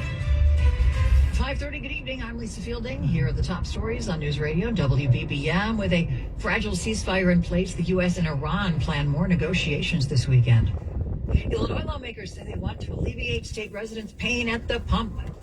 The man accused of the infamous Gilgo Beach murders changes his plea to guilty, and there are new details in the search for a Michigan woman who is still lost at sea in the Bahamas in business. I'm Tom Busby at Bloomberg. Wall Street rallying today on hopes for an end to the war with Iran. The Dow soaring 1,325 points higher. The Nasdaq up 617. The S&P up 166. Sunny skies, 71 degrees. The news continues at 5:31. The Trump administration says it's ready for the next step toward peace with Iran following the 2-week ceasefire agreement. CBS's Linda Kenyon has the latest from the White House. White House Press Secretary Caroline Leavitt defended President Trump's threat that, quote, a whole civilization will die if Iran failed to agree to a 2-week ceasefire. So now comes the next step. The president is dispatching his negotiating team. And Leavitt says those talks in Islamabad this weekend come with this condition. So long as the Strait of Hormuz remains open, with no limitations or delays. The fragile nature of the ceasefire has already been displayed as Iran closed the Strait of Hormuz following Israeli strikes in Lebanon. Linda Kenyon, CBS News, the White House. Well, the closing of the Strait of Hormuz has caused gas prices to skyrocket, and today Indiana Governor Mike Braun announced that he is suspending part of that state's gas tax for 30 days because of rising prices. And now some state lawmakers in Illinois would like to see the same thing done here. State House Republican Decatur's Regan Deering said gasoline is another thing Illinois is doing wrong. We have a multi-layered gas tax that increases automatically each fiscal year, and there is no end in sight. Last year on July 1st, the gas tax hit 48.3 cents a gallon, and here in a few short 80 days, hardworking families are going to see yet another increase. And in what another lawmaker calls uniquely Illinois, there's also a 5% sales tax on gasoline. That's the one Deering wants to pause for 6 months. In the Illinois Capitol, Dave Noel, News Radio 105.9 WBBM. Gas tax to tax credits on education. The Chicago Board of Ed has come out against a new Trump administration plan. The board says it's designed to pull money away from public schools. The Education Freedom Tax Credit lets people who donate as much as $1,700 to scholarship and other approved funds subtract that money from their federal tax bill. The board's resolution suggests the program is designed to redirect taxpayer money to private schools that members say are less transparent and accountable and often have worse outcomes than public schools. Miley Smith from the Conservative Illinois Policy Institute says the program as written allows families to use the money for private and public school programs, including tutoring and test prep. It takes no money away from public schools. Yep. All of that money is privately donated. Governor Pritzker said last month the state still does not know the rules for the program, and he's expressed concern about what's being taught by some schools in line to receive donations. Whether or not it reflects the values of our country. We're at City Hall. Jeff Buckles, News Radio 105.9. WBBM. 5:33 around the nation. 3 years ago, the discovery of human remains sent shockwaves through a New York City suburb and captivated the nation. Here's an update on the trial. Rex Heuermann pleads guilty to murdering 7 women and admits to killing an 8th woman in the Gilgo Beach case. The Long Island architect entered the plea Wednesday in a courtroom packed with his family, victims' relatives, reporters, and police. Heuermann's decision brings finality to a case that went unsolved for years. Authorities say he killed the women over a 17-year span by strangulation. Many of them were sex workers whose deaths received little attention until their remains were found buried together along an isolated Long Island Beach highway. Heuermann faces life in prison and will be sentenced at a later date.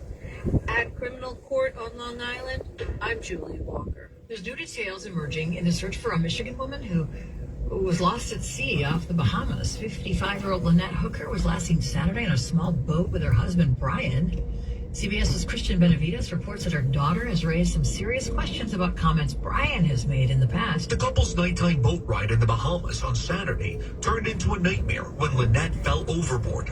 Her daughter Carly told us their life wasn't as picture perfect as it looks. It's always been kind of rocky. Their relationship has been a lot of fighting and drinking lately. So I'm just kind of questioning what actually went on in that dinghy. Investigators say Brian Hooker has not been accused of any wrongdoing at this point.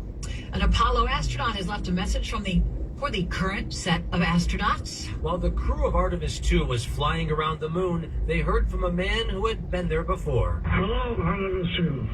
This is Apollo astronaut Jim Lovell. Welcome to my old neighborhood. Astronaut Jim Lovell, who lived in Lake Forest for many years, recorded that message for Artemis 2 before he died last year at the age of 97. You are the home planet and inspired and united people around the world. Lovell flew on 2 NASA missions decades ago, including the ill-fated Apollo 13 mission in 1970. I'm proud to pass that torch on to you as you swing around the moon and lay the groundwork for the benefit of all. Terry Keshner, News Radio 105.9 WBBM. Puccini's Madama Butterfly returns to Lyric Opera of Chicago, March 14th through April 12th. Experience the beauty and tragedy of this heartbreaking story and unforgettable music. Madama Butterfly. Tickets at lyricopera.org. Compassion is more than just care. It's commitment. At UI Health, your story guides us, shapes us, and inspires us. And we're with you. Let's keep moving, right? Whether it's your stroke emergency, your cancer journey, or your transplant victory. At UI Health, our care heals, our care saves, and our care triumphs. Find expert care for your journey at uihealth.care. Whether you're celebrating a milestone anniversary or simply ready for a new style, discover what's possible at Rasny Jewelers Wedding Band Weekend, April 10th through 12th, and receive up to 20% off your purchase. It's a family, and that It's a completely different environment up here, right? And then we're going to go see another environment. Perfect time to upgrade the band they've worn for years. 3 days only, up to 20% off wedding bands. Reserve your appointment at rasney.com. Walk-ins welcome. Rasney Jewelers, Chicago Oak Street, Suburban Addison, Highland Park, and Hinsdale. Now, the lowest gas prices from News Radio 105.9. Back to the radio calls, right?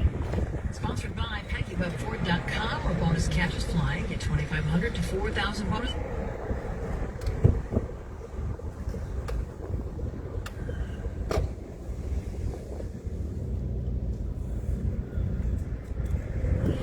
Alright. Yeah, the subject in custody. Alright, get the flow down. He is not in custody. Can I get a description? It's gonna be male black, dress, black hoodie, blue jeans. Alright, 10-4. What's your beat number? 6410 Charlie. 6410 Charlie. Alright, 10-4, I got you. Zone setting cars right now. Alright, again, it's gonna be a male black dress, black hoodie, blue jeans. 410 Charlie. Go ahead. The partner. Yeah, 6410 Charlie Sparter. Are you still setting for right here? You're right there. You're not any uniform. Alright, get a disregard now. Disregard, 47 in prison. Take a disregard.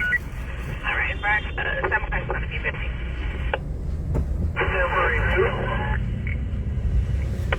M2, go ahead. Is he here, clear? Yeah, they give a disregard. Go ahead. Can you just grab another one for me in the memorial, please? Yep, that is 09696. 09696. 10-4, thanks. 7383. Yeah, you're free. Go ahead.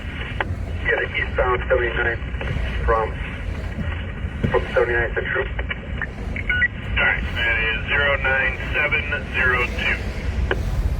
7386, David. 786, David. That number for the Chicago Avenue upper rail line.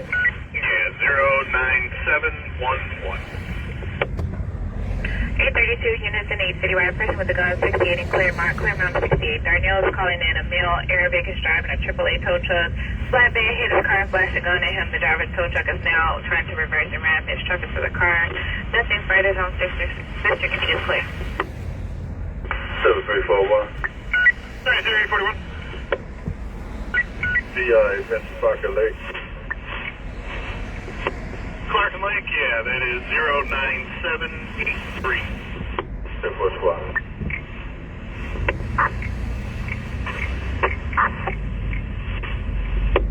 7383 Adam. 783. The 9 second 95th, please. Yeah, that is 09809. 7383 Henry. 783 Henry. Post number is 096 in Ashland, please. I'm sorry, 40 in Ashland. Check, that is 09822.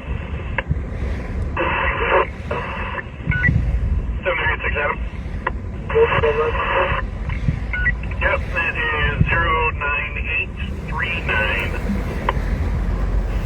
Alright, for the air, if anyone gets approached by two parents, that may be missing a child, CTA has located a missing 8-year-old at the 63rd Halstead Green line, 638 Halstead in the green. He's going to be an 8-year-old male black, green puffer coat, blue jeans, carrying a Mario book bag. He was on the train with the parents. The parents exited the train at an unknown stop, and the child did not go with them. He is now waiting with CTA staff on the mezzanine. Another brother. 7383 Frank. 7 Frank. Frank, can we get an eastbound 79th Street from Halstead and 79th? Yep, that is 09853. Sorry, 673. 73853. Number for Howard and Rescue. Yep, that's 09860.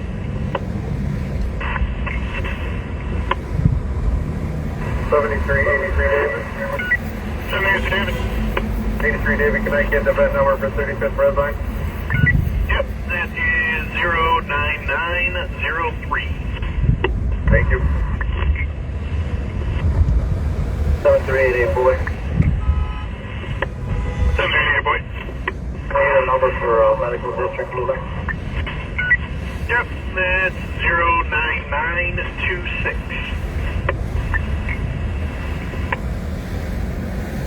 711, units and 7, citywide person with a gun, 60 is in Peoria, 6000 South Peoria, male lost out with a gun. 2 calls came in so far, nothing further, zone 6, district 7 is clear. All the parking lot from 59 and Western, for 793. Sam, okay. 7386 boy. 786 boy. Can I get even number for next blue line? Yep, that is 09940.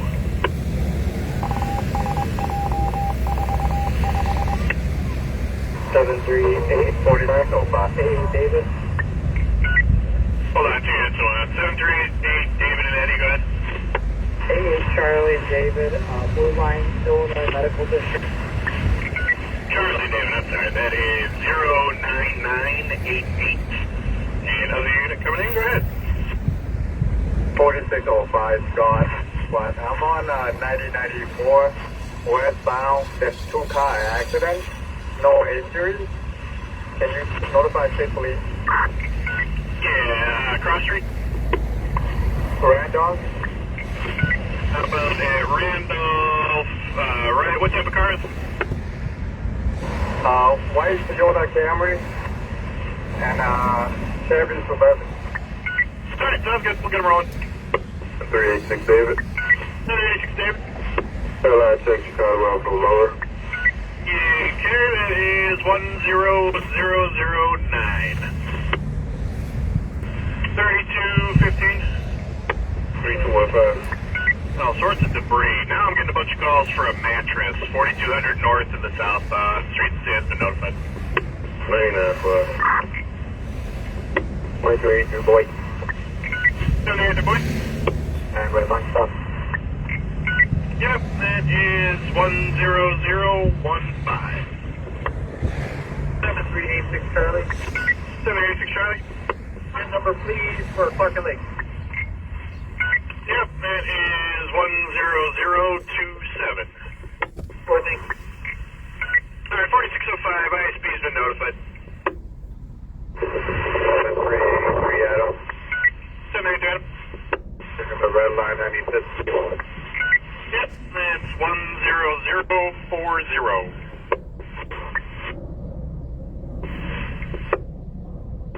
For answer 15 citywide shots fired in Leamington and Maple. Leamington, there was 1 shot fired. There's about 10 people standing in the corner. Nothing further.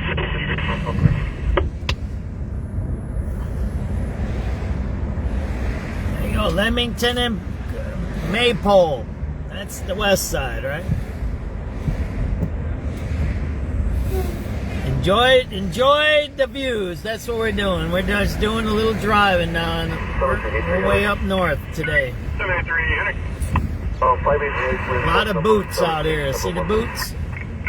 Check. It is 10117. 10117. Leamington and Maypole, right? Isn't that what he said?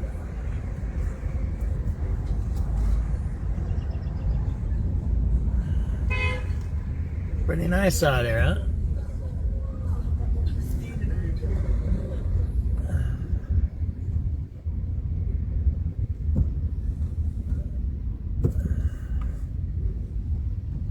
This is where the guy who shot Sheridan Gorman used to live, in Leon Beach Park. We got videos of all the migrants here, man. Right here.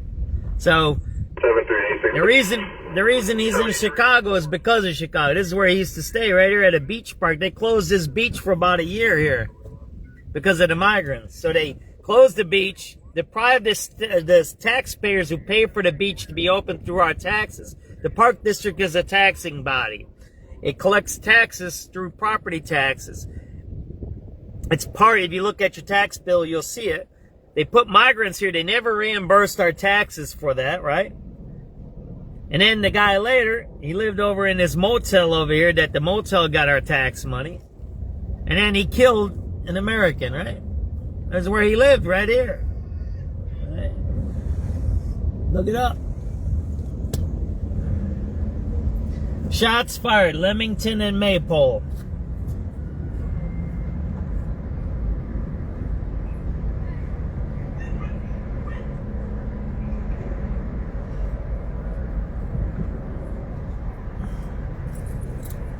We gotta do smoke. Remember all those migrants? They're in the police stations. You guys have good memories, right? And where'd all those migrants go? There was like 50,000 of them. Where'd they all go? We have a record of that? Yeah, we do. There's a record of those migrants. They know exactly where every one of them are. If they get EBT, they got addresses of them all. They know where all those migrants are. They won't tell you, though, because they're making money off of them, right? They don't want to tell you anything about those migrants.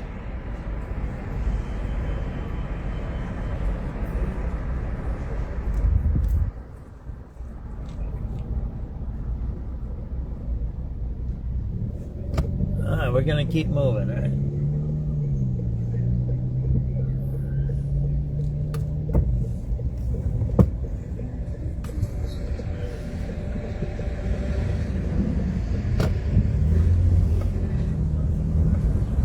She had some kind of emergency device in her hand, that lady. Did you see that? In her left hand, she had some kind of a walkie-talkie or emergency device.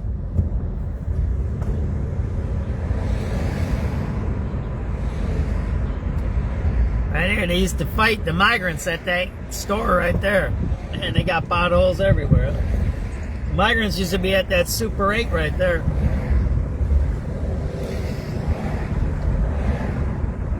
And we're far, far north. We're going to hit the border with Evanston and we'll go across, go down. A lot of potholes, a lot of potholes.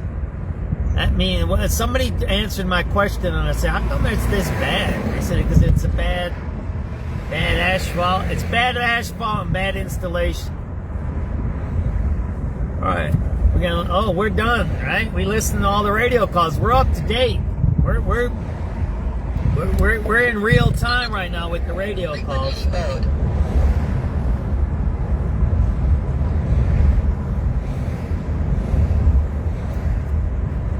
That was Howard over there, by the way, right? Where Leon Beach... Man, look at all those potholes.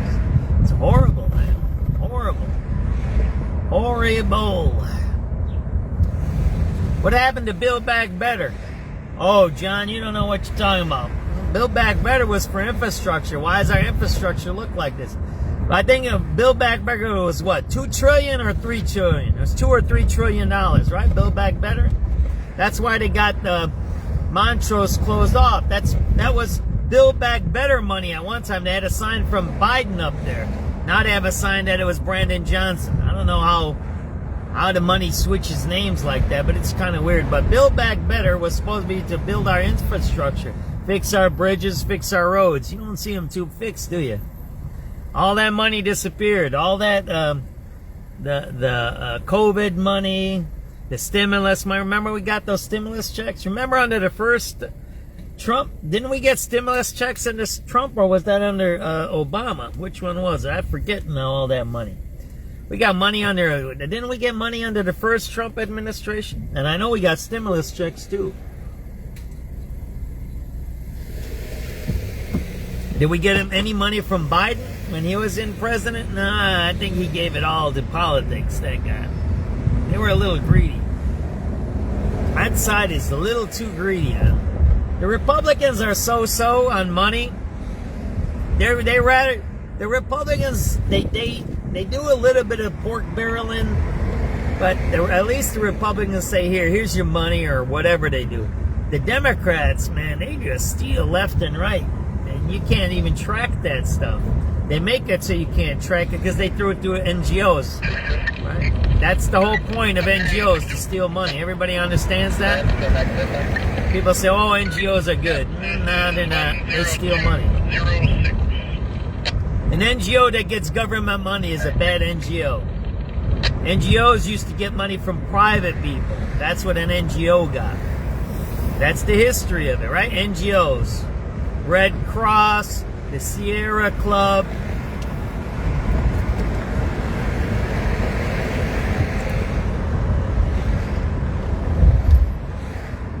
There's a humanity one. I don't know, these are all the old original. And a lot of them were the old original. The first NGOs were the old environmentalists, and then there was the gay activists during the AIDS time when they were doing saying that AIDS was invented by gays, which was not true, right? You know, we go through all these crises. Think about it. We had the AIDS. We had the oil crisis in the 70s and 80s. Then we had the AIDS. Oh, that's the Waymo right there. What was the crisis after the AIDS? I forget. Was it the war? Iraq war? Or what did we have then in the 90s? We had something in the 90s. Oh, the dot-com bubble, right? We had the dot-com bubble. Then we had some wars, and then we had the subprime bubble, right, in 08. Then we had the Floyd riots and COVID. And now we're in the middle of another thing, right? The K economy and fighting over some oil, right?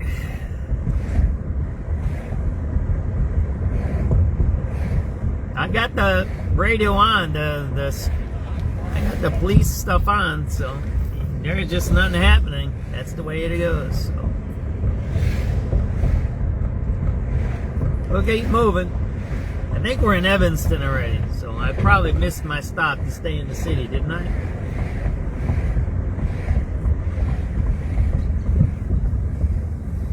There's a lot of traffic going southbound. See that there? You want to go straight? Okay. You want to keep going north? We'll keep going north. Who cares? We'll keep going north somewhere, and then I think we were in Kenilworth last week, weren't we, or something? There's a lot of traffic up here. I'd put on music, but I can't because Facebook would ban me, so I don't do music. Sorry about it. Oh, we missed that turn there. Oh man, I was jibber jabbering. I missed the turn. That was messed up. Oh man, look at this. Look at how peaceful it is up here. Do you see the difference? When we're on the west side, you feel the tensity, the tenseness. Think about it, right? It's kind of weird. Think about when I drive in different neighborhoods and how it feels, just the look of it. That's the broken windows theory. Everybody knows that? You break the window, you leave it broken. Why? And it makes it look a certain way because that's the way it is. And then through the broken window, it looks broken, right? Now you look up here, right?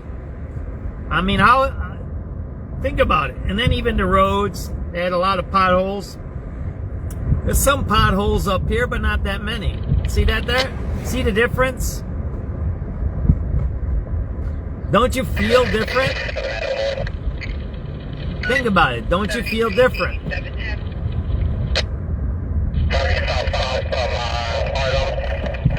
number 7197. There ain't no difference. What's the difference? What, a few miles? 10272. 10272. What? We were in with this. Chicago's right here down the block. 86 Charlie. And number please for Parker Lake. Pretty wild, ain't it? And I think I did this, I talked like this about a month ago. 10278. 0272. 10272. 7386 Charlie. 86 Charlie. And number please for Parker Lake. 10278. 10278.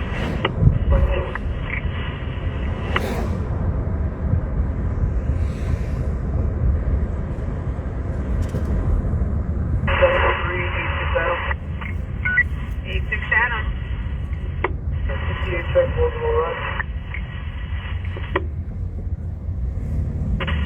10287, 10287.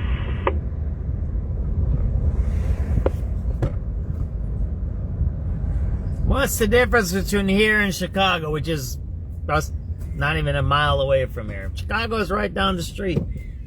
We're in Evanston right now. What's the difference? There ain't no difference. There ain't no difference. Money, taxes, attitude. What is it? See the difference? Don't you feel different when you're driving? Feel it. You can feel it through the video. Can't you feel it? The way it looks. I feel different just up here. It's the same car, same radios. I got the same issues. I'm drinking the same coffee. I'm jibber-jabbering the same stuff, right? I'm not changing who I am. I'm not changing what I say. But it feels differently just by the way it looks. Remember what was my one thing that I do once in a while? What's my what's one of my also turned into a person with a gun. 4261 West 76th Street. 4261 West 76th Street. Mr. Steerbrook is calling in 3 males and 1 female arguing in the laundry room. Springfield 107 to gain entry. Also came in as a person with a gun by Gabriel. Male running around out with a gun in his hand. Male black hoodie, black pants. Currently in front of location. Nothing further. Zone 6 is clear. For my mass transit units, if anybody's by Blue Line, Jefferson Park in the mezzanine area, there's a disturbance with a male white wearing yellow safety jacket loitering, refusing to leave. 383 Henry. Oh yeah, I catch you. 7383 Eddie.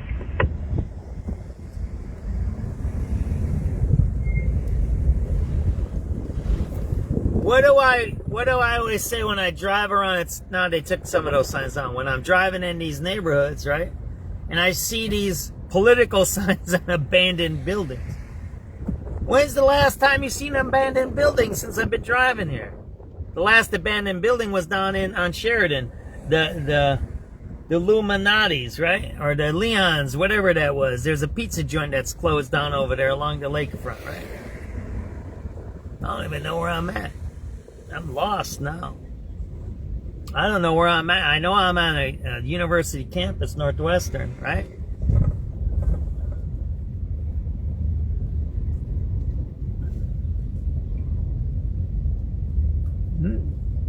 See how other people live?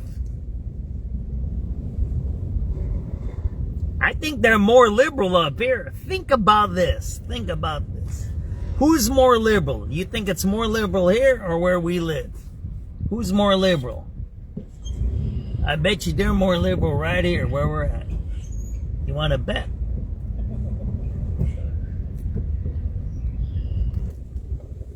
You want to bet? You want to bet they're more liberal here? You want to bet? I'll bet you $100. Who's got $100? You want to bet? I know it because I watched the, what do you call it? The voter thing stuff, whatever you call it. Ticket office. What is this? I don't even know. What is this here? I don't even know where I'm at. You think they're more liberal up here? Absolutely they are. Is this a drive or isn't this a drive? Do cars go here? No. I better park here. Yeah, this is, look at that. You ever been up here? You ever been? I've never been here. I've never been here in my whole life. I'm 58 years old. I've never been here. Ever in my whole lifetime. Never. Right there. I'll show you where I'm at. There you go. Regenstein Hall. I've never been here. I've never seen this view in my lifetime. I'm 58 years old. Never. I'm going to take a picture. I've never seen this. This is the first time I've ever been here. Because of you guys. Because I'm relaxed and I'm driving. But again, why? What's the difference? Again, these people are more liberal than they are in the city. I tell you, I think city dwellers are sometimes more conservative. Look at that view. Isn't that beautiful? Right on the lake, huh? Oh, yeah. I'm serious. I've never been here in my lifetime. Never.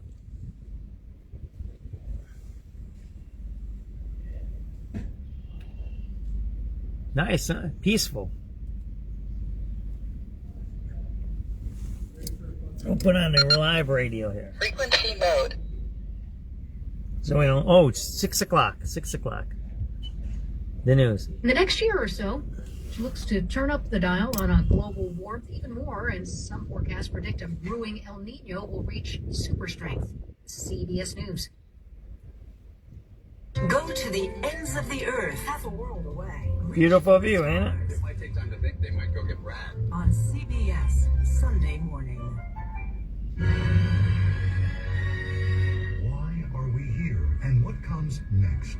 Throughout time, humans have wrestled with these questions, resulting in masterful compositions by Strauss, Rachmaninoff, Janacek. Strauss, Rachmaninoff. There we go. Why don't we do some Rachmaninoff tonight? I wish I could listen to some music. We do some Rachmaninoff there, man.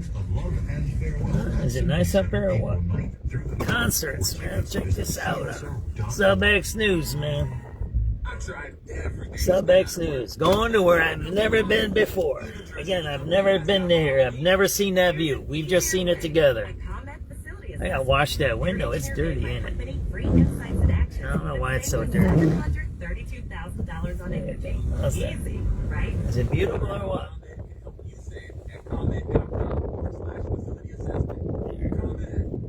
Let me show you the view here. You want to see the view?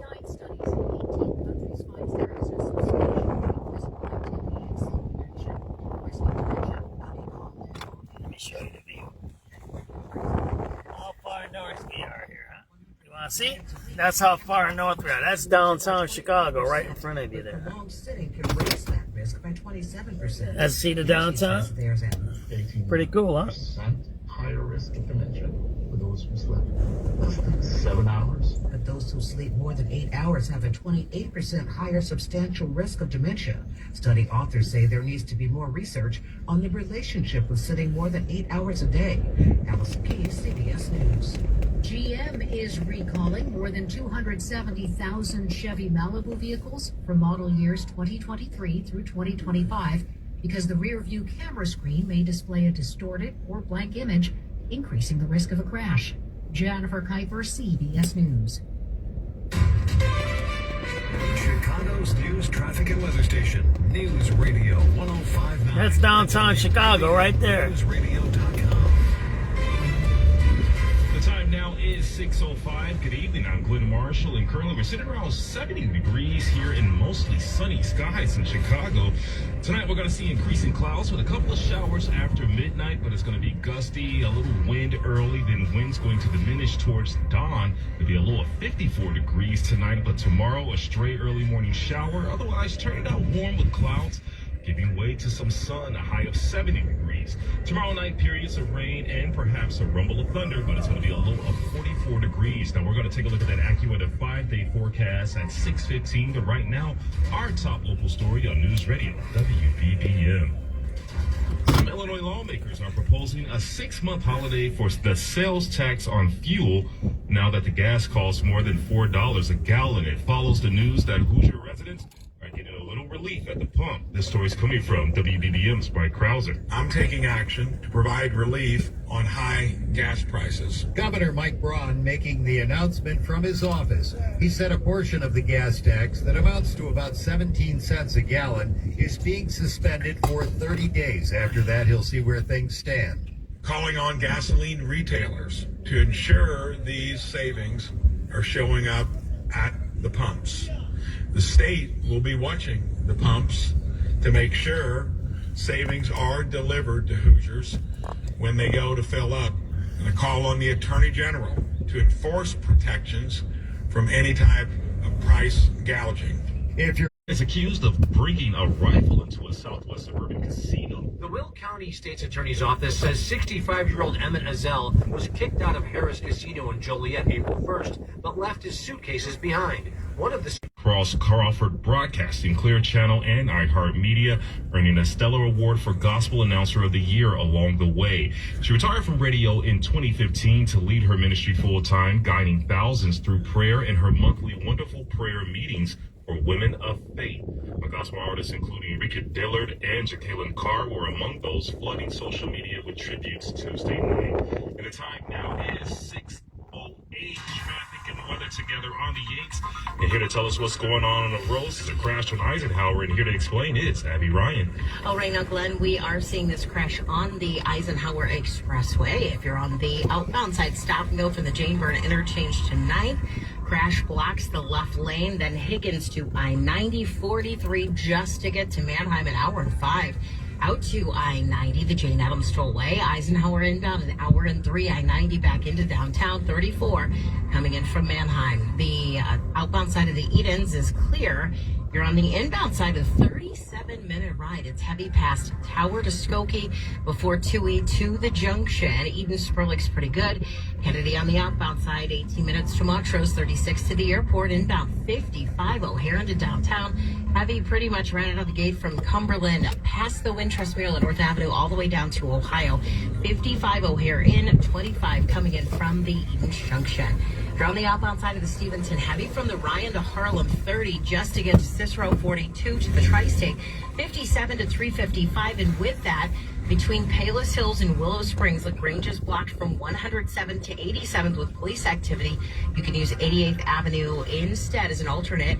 Numerous tipsters calling us at WBBM Mercedes-Benz of Hoffman Estates traffic tip line 855-780 Road. The next person who calls on this situation on LaGrange Road, let us know what you are seeing.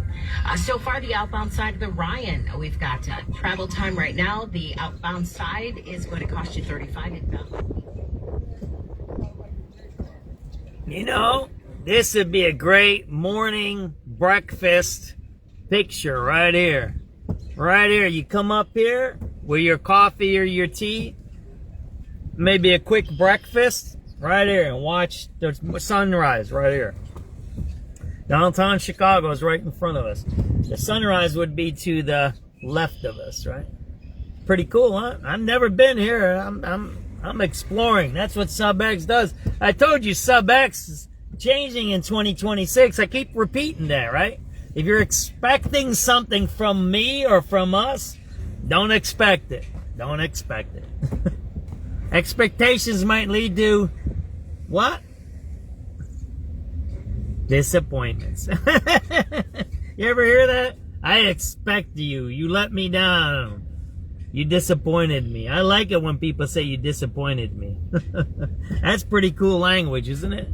That's the language of the oppressor, man. You disappointed me. Oh, that's too bad, ain't it? And there's parking up above us. I wonder if I could get up there. There's parking even higher here, it looks like. Let's see if we can get even there. Maybe we can even get into a higher spot. I'm thinking of places like for sunrises, sunsets, right? Those kinds of things for the future, right? So we can have some cool stuff, right? Let's see this, man. I think that's a parking garage here, right? It's pretty nice out here. Let's see this. Let's see this over here, right? I don't know if I can get in here with my Jeep, though. It's pretty shallow here. See that there? I thought this... Man, look at this. This is pretty crazy here. It's kind of scary. Look at that. It's pretty low. I think it's hitting my roof, ain't it?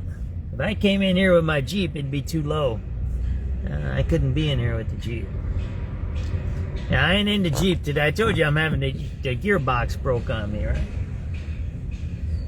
A mechanic called me, says it's ready, but I'm on the opposite side of the city. So I can't pick that up right now.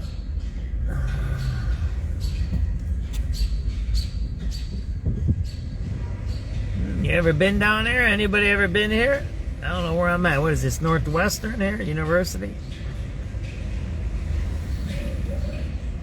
They even got a little marina here for the university. They teach sailing at the school, huh? Is that a pretty cool school or what? Where they teach sailing, huh? That's interesting, isn't it? Alright. Let's just some radio calls. I know you don't want to hear me talking all the time. Well, listen to some radio calls. It's 6:10, so we'll go back, what, to 6:07 now?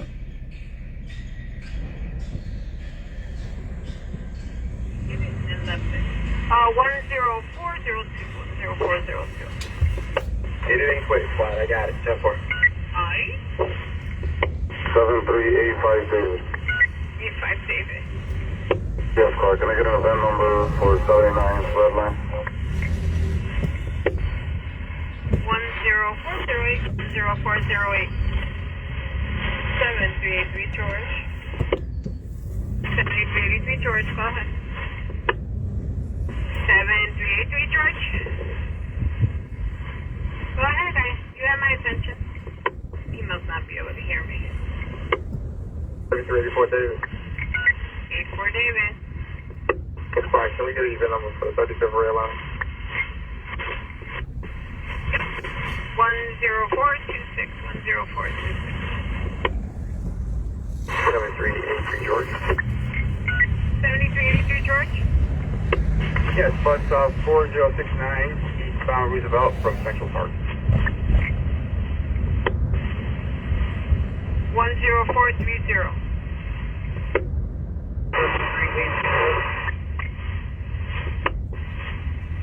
See how he didn't look? Did you see that guy? He didn't look. He just walked right into the street. He has the right of way, but he didn't look. So as he's walking across the street, he doesn't look if there's cars coming. Did you just see that? That's what happens when you have a liberal education that doesn't teach the basics of self-preservation. Right there, you just seen it. Okay.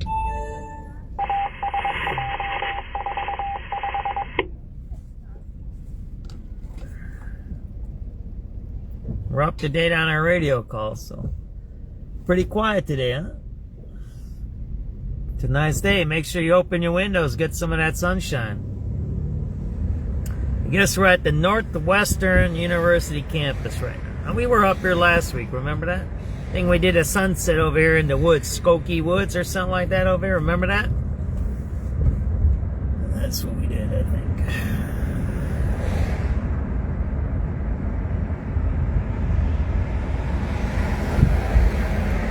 It's a nice dedicated bike lane. I always like this. There's two bike lanes I like in our metropolitan areas. This one, because it's separate. And then I like the one down on the east side on Commercial over there.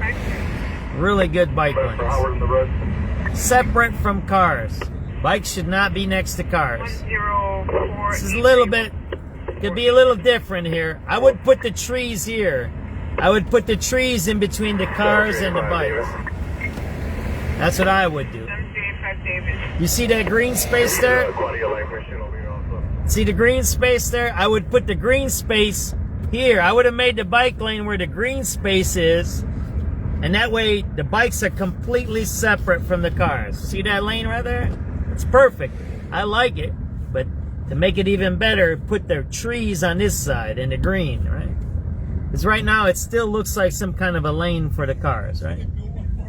So that's what I would do. But hey, I'm not a civil engineer, right? You got it. 10491. 10491. Thank you. 7385 Charlie. 7385 Charlie. 87 red line. 10496. 10496.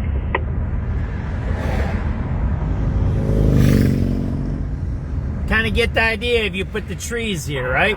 See how it can be configured? It's no difference. You just put the trees here, and you put that lane over there, and you're done. And it'd be completely 100% safe. And not 100% safe, because you can still have some kind of an accident that happens, but it completely would separate it. That's my view. Here's 11-inch citywide battery in progress. Pulaski, Monroe, Pulaski. Call us into the teams attacking and hitting him with battery stick. Approximately 6 to 10 teams. Hope for the information. Don't think clear. 6 6 to 10 teens beating on somebody. Monroe and Pulaski. Did you see that? There you go. 7383 Adams. Got the upper 95th station. Oh, okay. 10506. 6 to 10 teens beating on somebody at Monroe and Pulaski.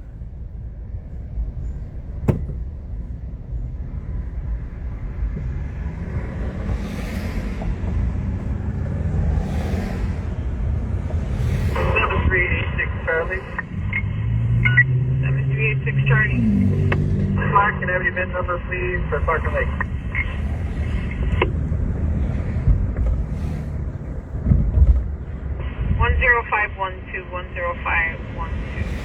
And PH1, our police helicopter, you up yet?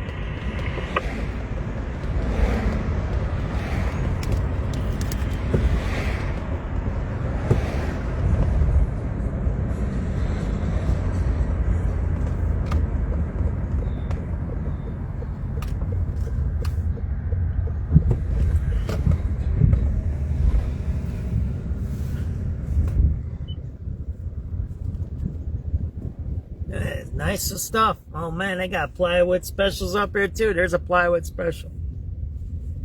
There you go, plywood. Nice up here, huh?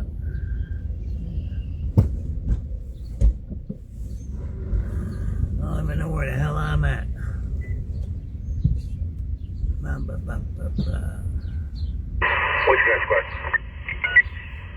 100 is, 110 is requesting the helo. 16th and Michigan for a vehicle involved in a robbery. Frank, X-ray 93317, supposed to be a red 2023 Jeep utility. Okay, they got eyes on, or they're just monitoring for hits?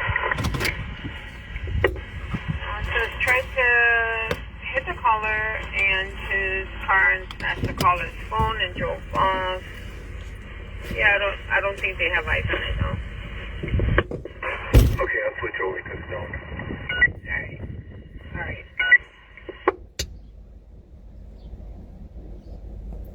7383 George. 7383 George. Bus 1207, eastbound Roosevelt for Springfield.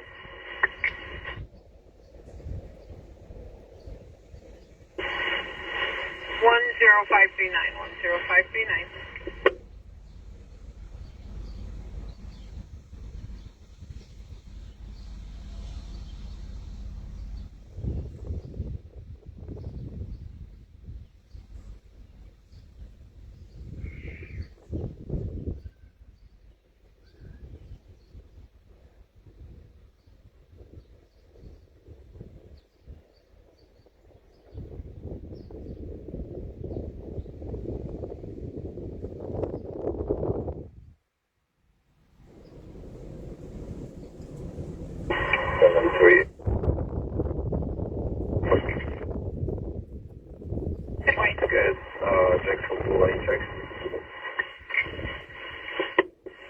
Okay, Jackson Blue Line 10557, 10557, 0561. Hey, I'm like a kid in a candy factory up here, man. Yeah, it's nice up here. It's nice. We need to live. I was just saying, if you guys are still tuned in, this is the way Chicago needs to live. We should demand this. This is the way we should have our city, right here. Right. I was saying this last week.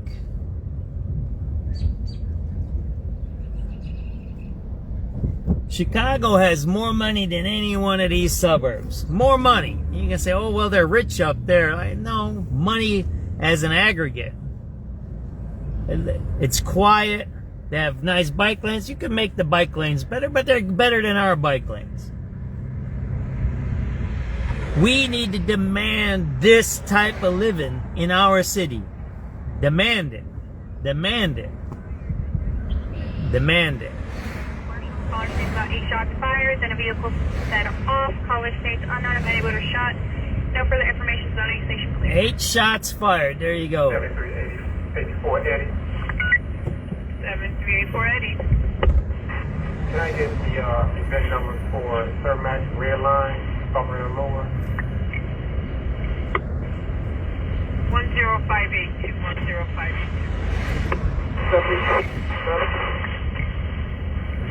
I can repeat that number again. 7397 Adam. 7397 Adam. Event number Red Line. 7383 George. 7383 George. Bus 1207. Eastbound Roosevelt for Springfield. 10539. 10539. 7386 point. 7386 point. Again, next one, blue lane 6. Again, we must demand it. We as the residents. And I know it was a little mean yesterday. I used some bad language. But I have the same viewpoint as I had yesterday as today. I'm maybe a little relaxed because of my environment. And that's what we need to do. Do you get it? Yesterday, at the same time, I was going off, swearing. Remember yesterday? Well, today I'm drinking more coffee. I don't know. I'm doing my thing, whatever. But because of my environment, I'm more relaxed. Not only what I see, what I hear. We're still listening to the radio calls, the crime. We're still listening to crime. We're still listening to the news. There's still bad things happening. But what? Because of the environment, I'm acting differently. So we as city residents must demand this style of living in our city. We should say no potholes, no graffiti, no destroyed buildings, no gangs on street corners, no drugs on CTA, schools that teach education, not Gaza and transgenders, whatever they're teaching. They need to teach reading, writing, arithmetic, careers, jobs, social justice. They need to teach real social justice, how to take care of the person so we can do this, live a good life. It's nice out here, ain't it? It's nice, isn't it? How do you feel watching it? How do you feel watching this today? How do you feel? How do you feel? Don't you feel better? Don't you feel better? I like graffiti. I like the things that I do. I like when I see some things that I need to repair. That's just my personality. When I see a broken building, I don't see a broken building. I see something that can be fixed. But how do you feel when we're doing this today? Don't you feel differently? Don't you feel that? I'm still me. I'm still SubX. I'm still John Kugler. I'm still talking the way I do. I still have the same, what is it? Inflection, right? Is that how you call that? I still have the same way of talking. I'm a little terse. I'm a little forward. I have a little enunciation issues, right? With some kind of way I talk. But how do you feel when you look at this? When you look at it, just look at it, right?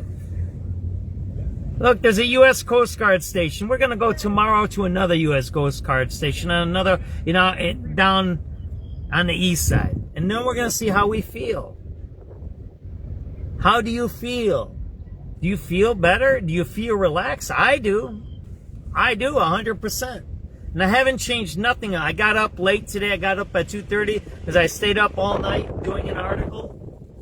That article that I posted today, because I was kind of upset that young man was killed yesterday. Right?